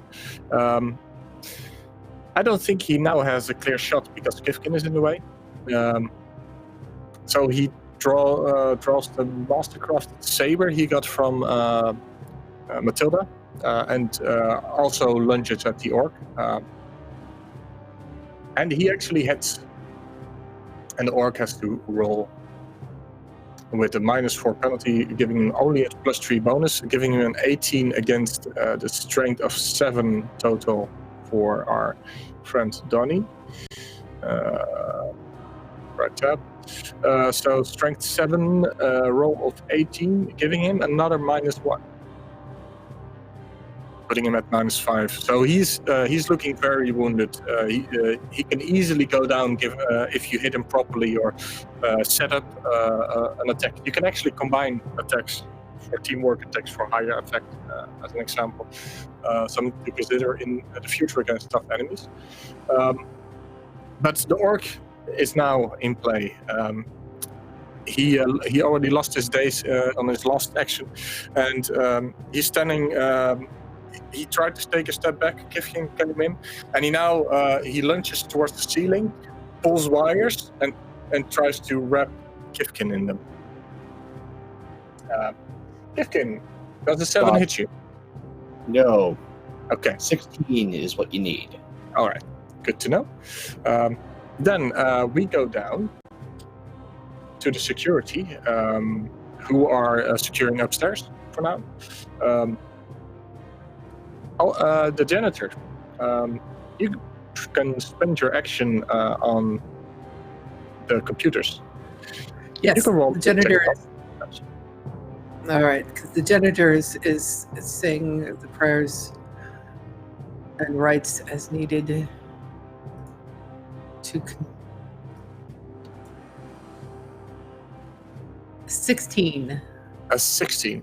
A 16 will give you the options that you can cut all power to the room here, or actually the entire spire. And Can I determine that you can what repair the orc is? Sorry. Can I determine what the orc is trying to do? With 16, you see that power has been rerouted to basic systems and life support. Okay. And it's somehow, as you plug in, still broadcasting the message.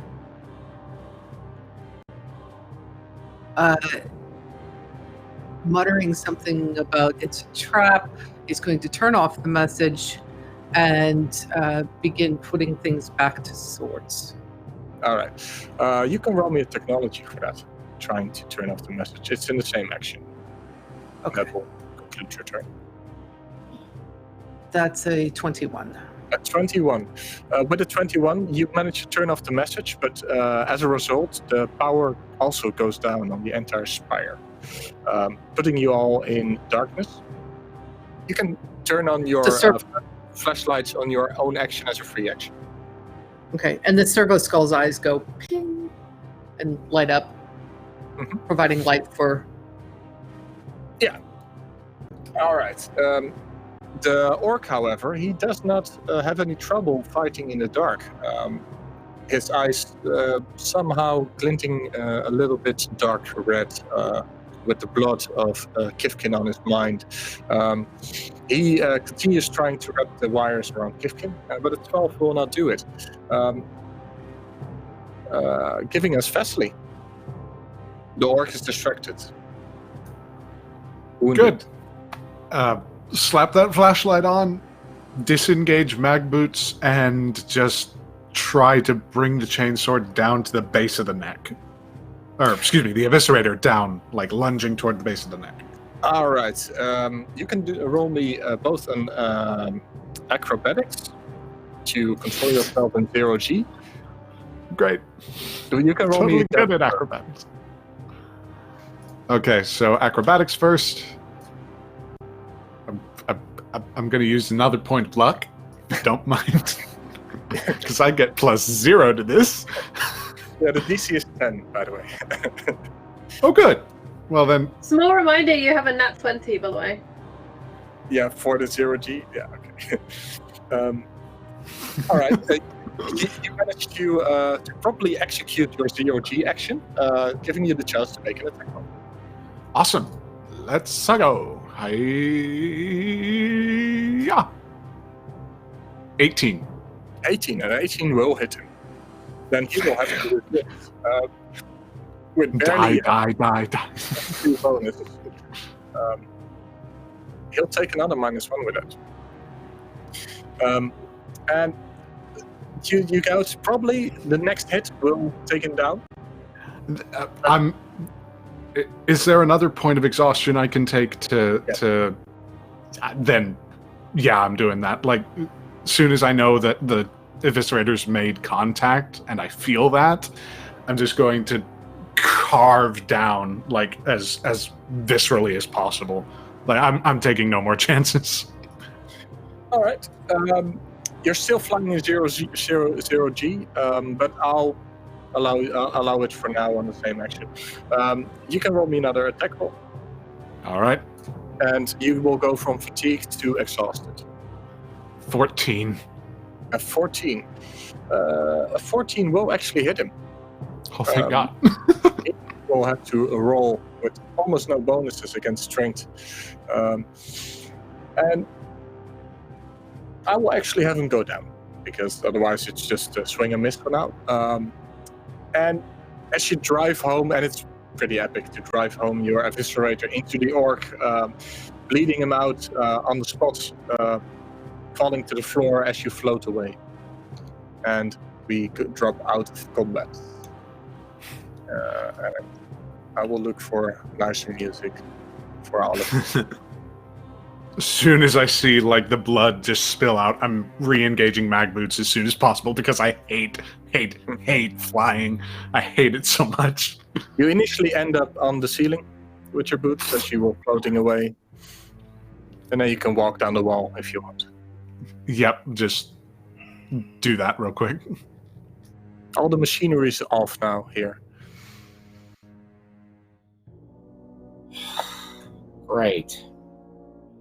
Albucasis is doing the best to fix it. Again, there's just this constant muttering of both bursts of static and rights that Kifkin probably understands as they are trying to reboot and redo everything. And I actually picture him like, if you've ever seen the movie Airplane, when Johnny pulls out the plug and goes, "Just kidding," and plugs it back in. Yeah, that's pretty much what Albucasis is doing at the moment. Along with the skull that's sitting right over his shoulder that's lighting up everything. Okay, that's you busy. You initially don't have any success, and it will frustrate you to hell. He's pretty much destroyed it in your eyes. Yeah, this is when you hear the heretic. This is the janitor become muttering about heresies and Xenos, and I'm going to use that skull for a bowl, and then I'm going to make it my servant. Type stuff. That's also. Yes, sorry. Go ahead, kid. Hearing that, no, we are not bringing any orcoid bits or pieces aboard the Emperor's Son. That violates protocol for a number of issues. You get one spore aboard a ship, you can have it overrun with all sorts of things in a matter of days. I have already sacrificed one servitor to helping you with your problems. The least you can do is provide me with the means for a sec to replace it as they continue working. We are not performing tech heresy, Janitor. We are not using any orcoid skulls or bodies. In fact, we're going to get back aboard the ship as soon as we clear the rest of the station and then hit this thing with the Sunseer Lance until I feel comfortable.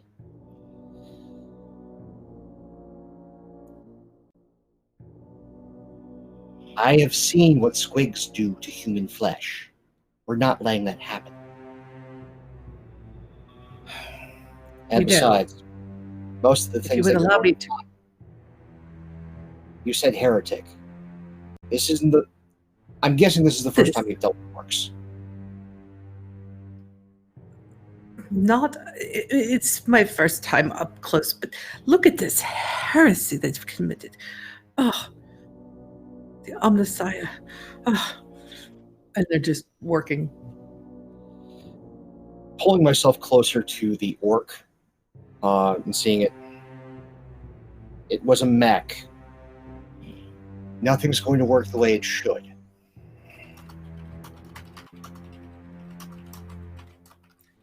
But Albucasis is now just trying to pull out and save whatever files and data they can from the system. It's not a matter of getting it to work. It's just a matter of retrieving and salvaging any information.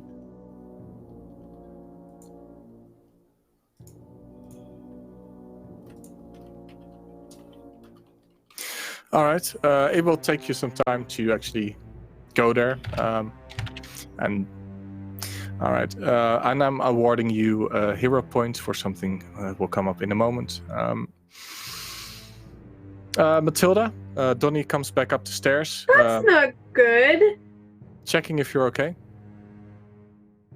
Matilda is alone in the dark, the storage room that we'd been in. Yeah, he's got She the hasn't helmet turned light on.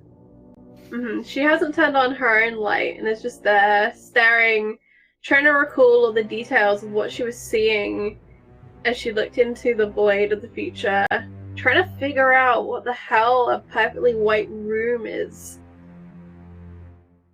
Especially considering the rooms we're in here are not white by any stretch of the imagination. I'm imagining they're grey and silver metal and probably scuffed up from being partially exploded. Is there anything she can draw out of her vision? Anything I can roll to better understand what she'd seen?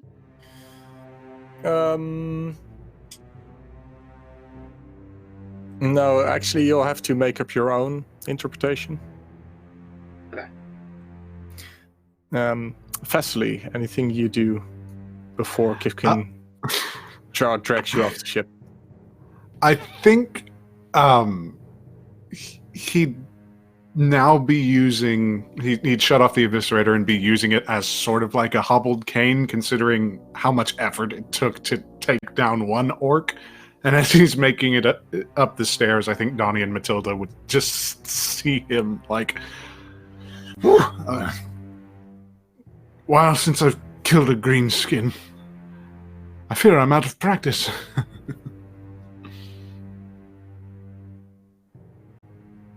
Donnie stares at you, just like Matilda, by the looks of it. Congratulations, Vasily. Did you find the other? The other two? Two? Yes, What? there are more. Well, that's a very safe assumption where orcs are concerned. Should They're we pay them any important. special? How can you We are tell? going to fight them. Because I know that we are going to fight them. One had a giant claw for a hand. They were in a room, a perfectly empty room. Game Master, real quick.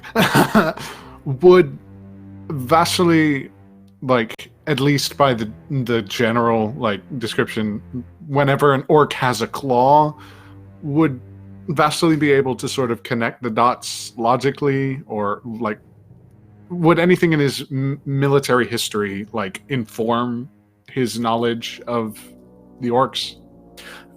What you know of military training preparing you for fighting orcs is that orcs with claws are more dangerous. Do not get close. Well, I think I shall endeavor to state the obvious. The one with the claw, dangerous. Try not to get too close. And Donnie, look as he's got that, like very showy saber. I'd advise long range, if you wish to preserve your corporeal form. Yes, but down there was no room to fire weapons. I could have hit you or our Inquisitor.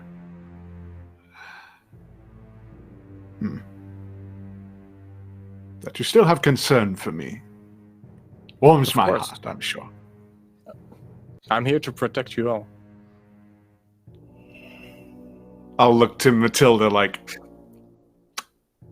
you're going to talk to him, right? As I imagine she just like I stands count there, on kind you of- covering my back. And looks to Matilda then, as she... What do you want to say, Charlie? Your Inquisitor is downstairs, Vasily.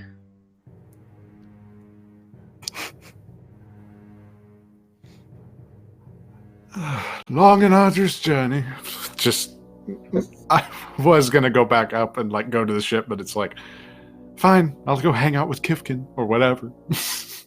Just, So during this conversation on the comms, you hear the intermittent shouts of the security personnel: hallway clear, storage clear.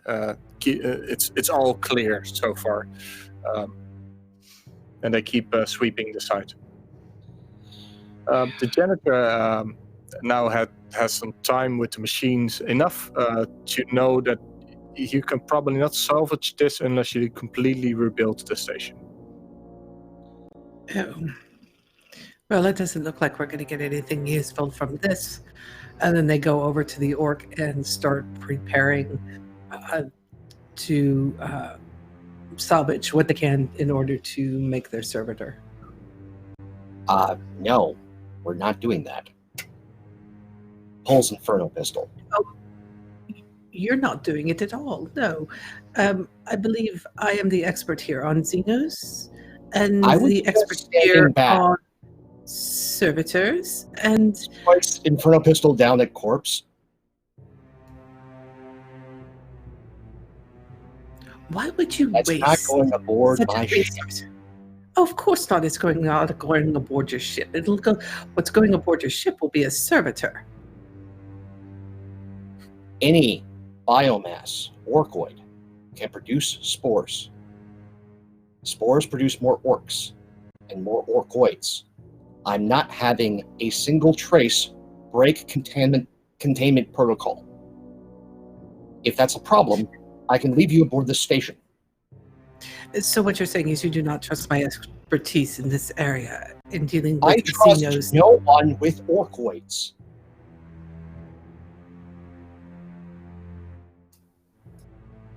I've read the file on Severus 3. I know what the Mechanicus did there. I know how it got out of hand. I know how the White Scars had to be brought in and they lost the planet. It was exterminatus. We are not losing my ship. What mistake. I think they're all like that.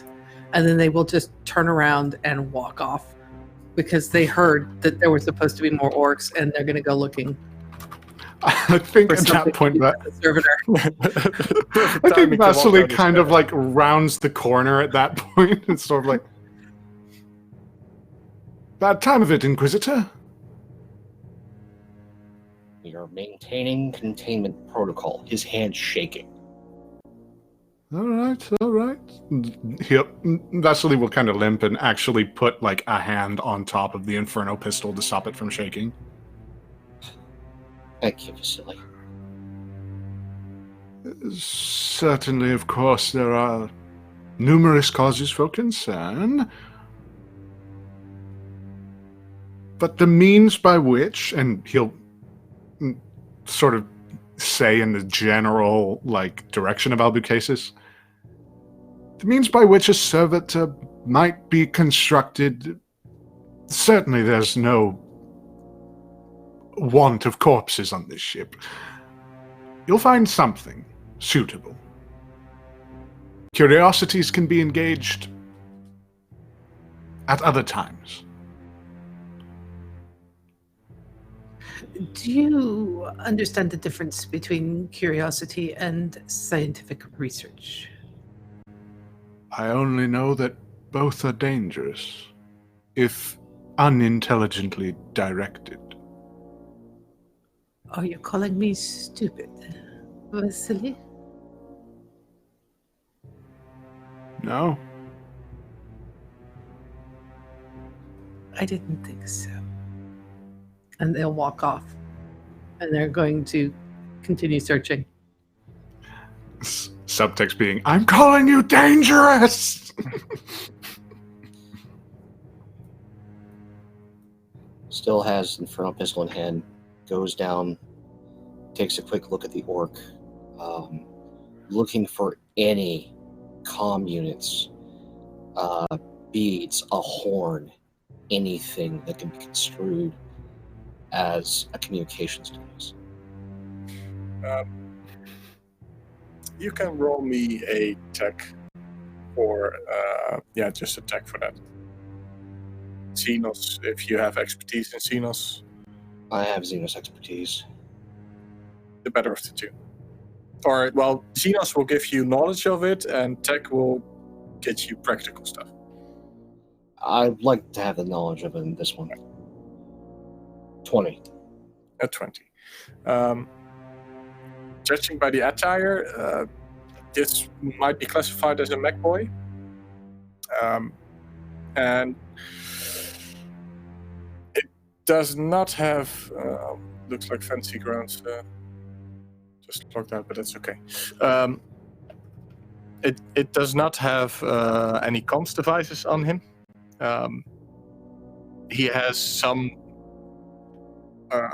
tools, crude tools, which might work for him, but you can probably never get them to work.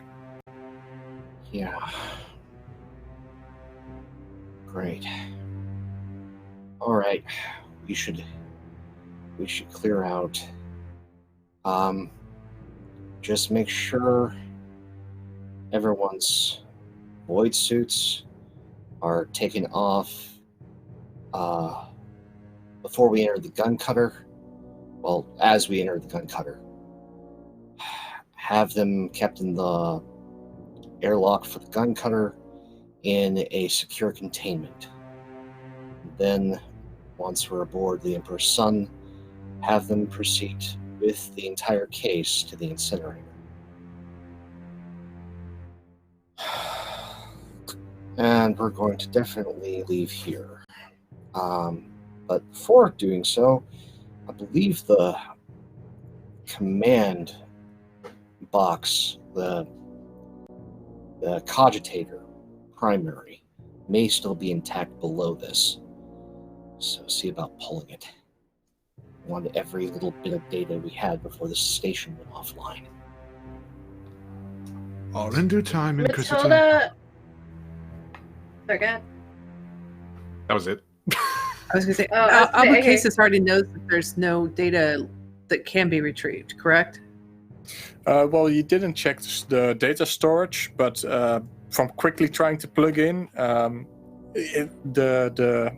any data that was there is pretty alien.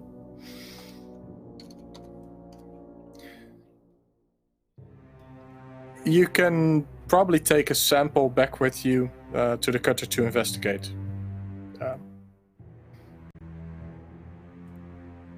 Biosample or data sample? Data sample. Okay.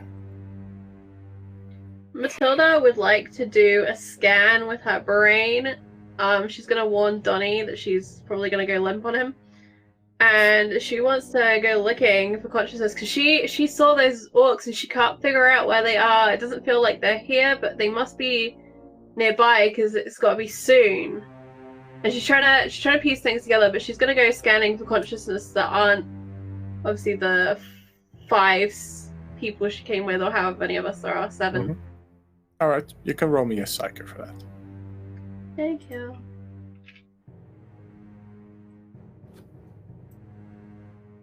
Nope.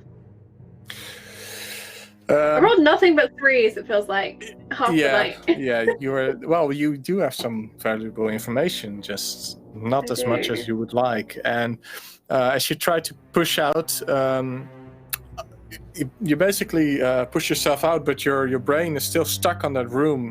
You do get another flash of the room, purely based on visual, and the only thing extra you get out of that is like purely like a picture of the orc fighting and the claw.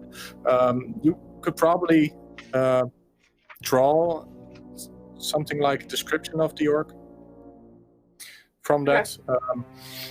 And yeah, we can work that out in between sessions, because if we go back to the cutter, that's a good place to wrap up the episode, as it's about time to go into the next show, and we want to give them their full time slot as they look to be close to ready. Wrapping up this session of Inquisitor, not this time with an epic cliffhanger like we somehow normally manage to do, I don't know how, but with a lot of questions probably. So let's go around the cast and crew, see how you enjoyed tonight, and where can we find you online.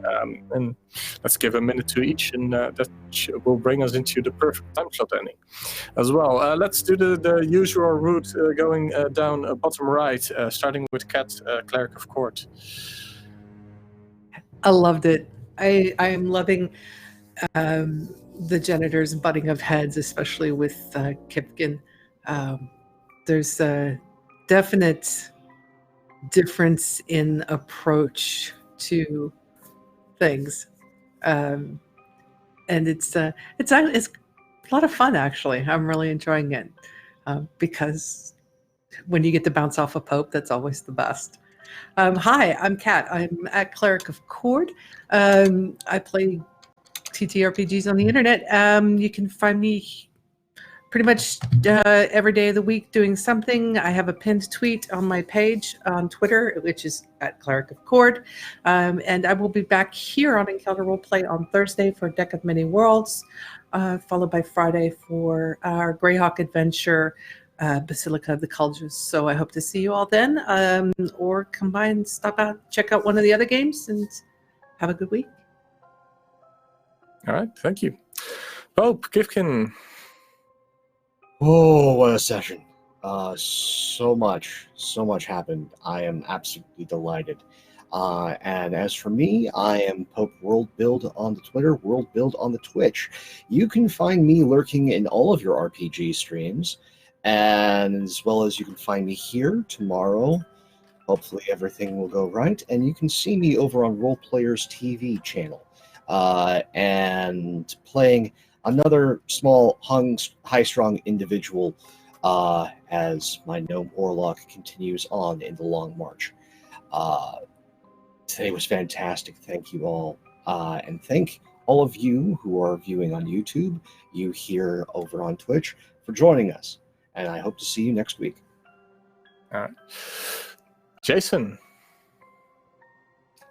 Yeah, just mirroring and parroting what Pope just said. You know, it's really great to be here. It's really great to have everybody who's watching YouTube, Twitch. If you're somehow viewing this on like your smoke signal or something, it's great too. Very creative. Points for that. But yeah, no, it's really wonderful. Can't wait to see Vasily face more greenskins and figure out what mess he's now going to be thrust into. But for my own portion of it, got a pinned tweet on Twitter, so just follow me at JustJasonPlease. You can find me here Mondays, Tuesdays. You can find me on Susanna Grace's or Nerdsmith's channel. I think this week we're going to be able to have actually a session of Grains of Truth, which is a Witcher campaign that I'm so delighted to be a part of. Then on Thursday with... I'll let Charlie handle it because, I mean, duh. But you can find me over on Samuel Webb's channel. He's Samuel Webb of Metatheus, creator of, or co-creator, excuse me, of the Spy Game, sponsor of Encounter Roleplay, and just all around nice fella, for a Song in Ice and Fire campaign that we just absolutely adore called After the Fire. But I'll let her handle that. And yeah, just keep drinking water, keep breathing, and keep on keeping on. So, all right. Then I think I will go next, and we finish up with Charlie, so she can do the wrap up as well. I'm Vuurmannetje. You can find me on my webpage or on this channel. I do tech for this channel, and I only play this show every Monday if I can make it, and if I'm not sweating because it's still 30 degrees down here. It's not healthy. But I had a great session. Really love the inter-character roleplay. The the struggle, so to say. And in the end, you all have to serve the Emperor in some way. So you can't just go shooting each other because you need each other, right? Until someone snaps, I guess, or not. Who knows what the future holds other than Matilda? Speaking of Matilda, did Charlie enjoy it today? I did. I am super excited to see the new dynamics that are evolving, much like everyone else. And shout out to everyone who is hanging out in chat. Don't forget to stay around because coming up next is Ravnica Unleashed with DM Corey and the crew. That's going to be going on. Of course, shout out to the Spy Game, which is coming up at 8 p.m. Eastern tonight, right after Ravnica. So if you want to check out that 5e goodness, stick around. We will be playing. It's going to be a good time. As Jason mentioned, Thursdays I am on RPG Webby's channel at 4 p.m. Eastern for After Fire, Song of Ice and Fire game, set 100 years before the story you might know. Very exciting times where we're heading towards the baby roll, which is a crucial and vital and terrifying moment that I've been waiting for all season, when we find out what gender Marzia's baby will be and whether or not this child will be the savior of House Greenmont or just another girl lost in the political mix.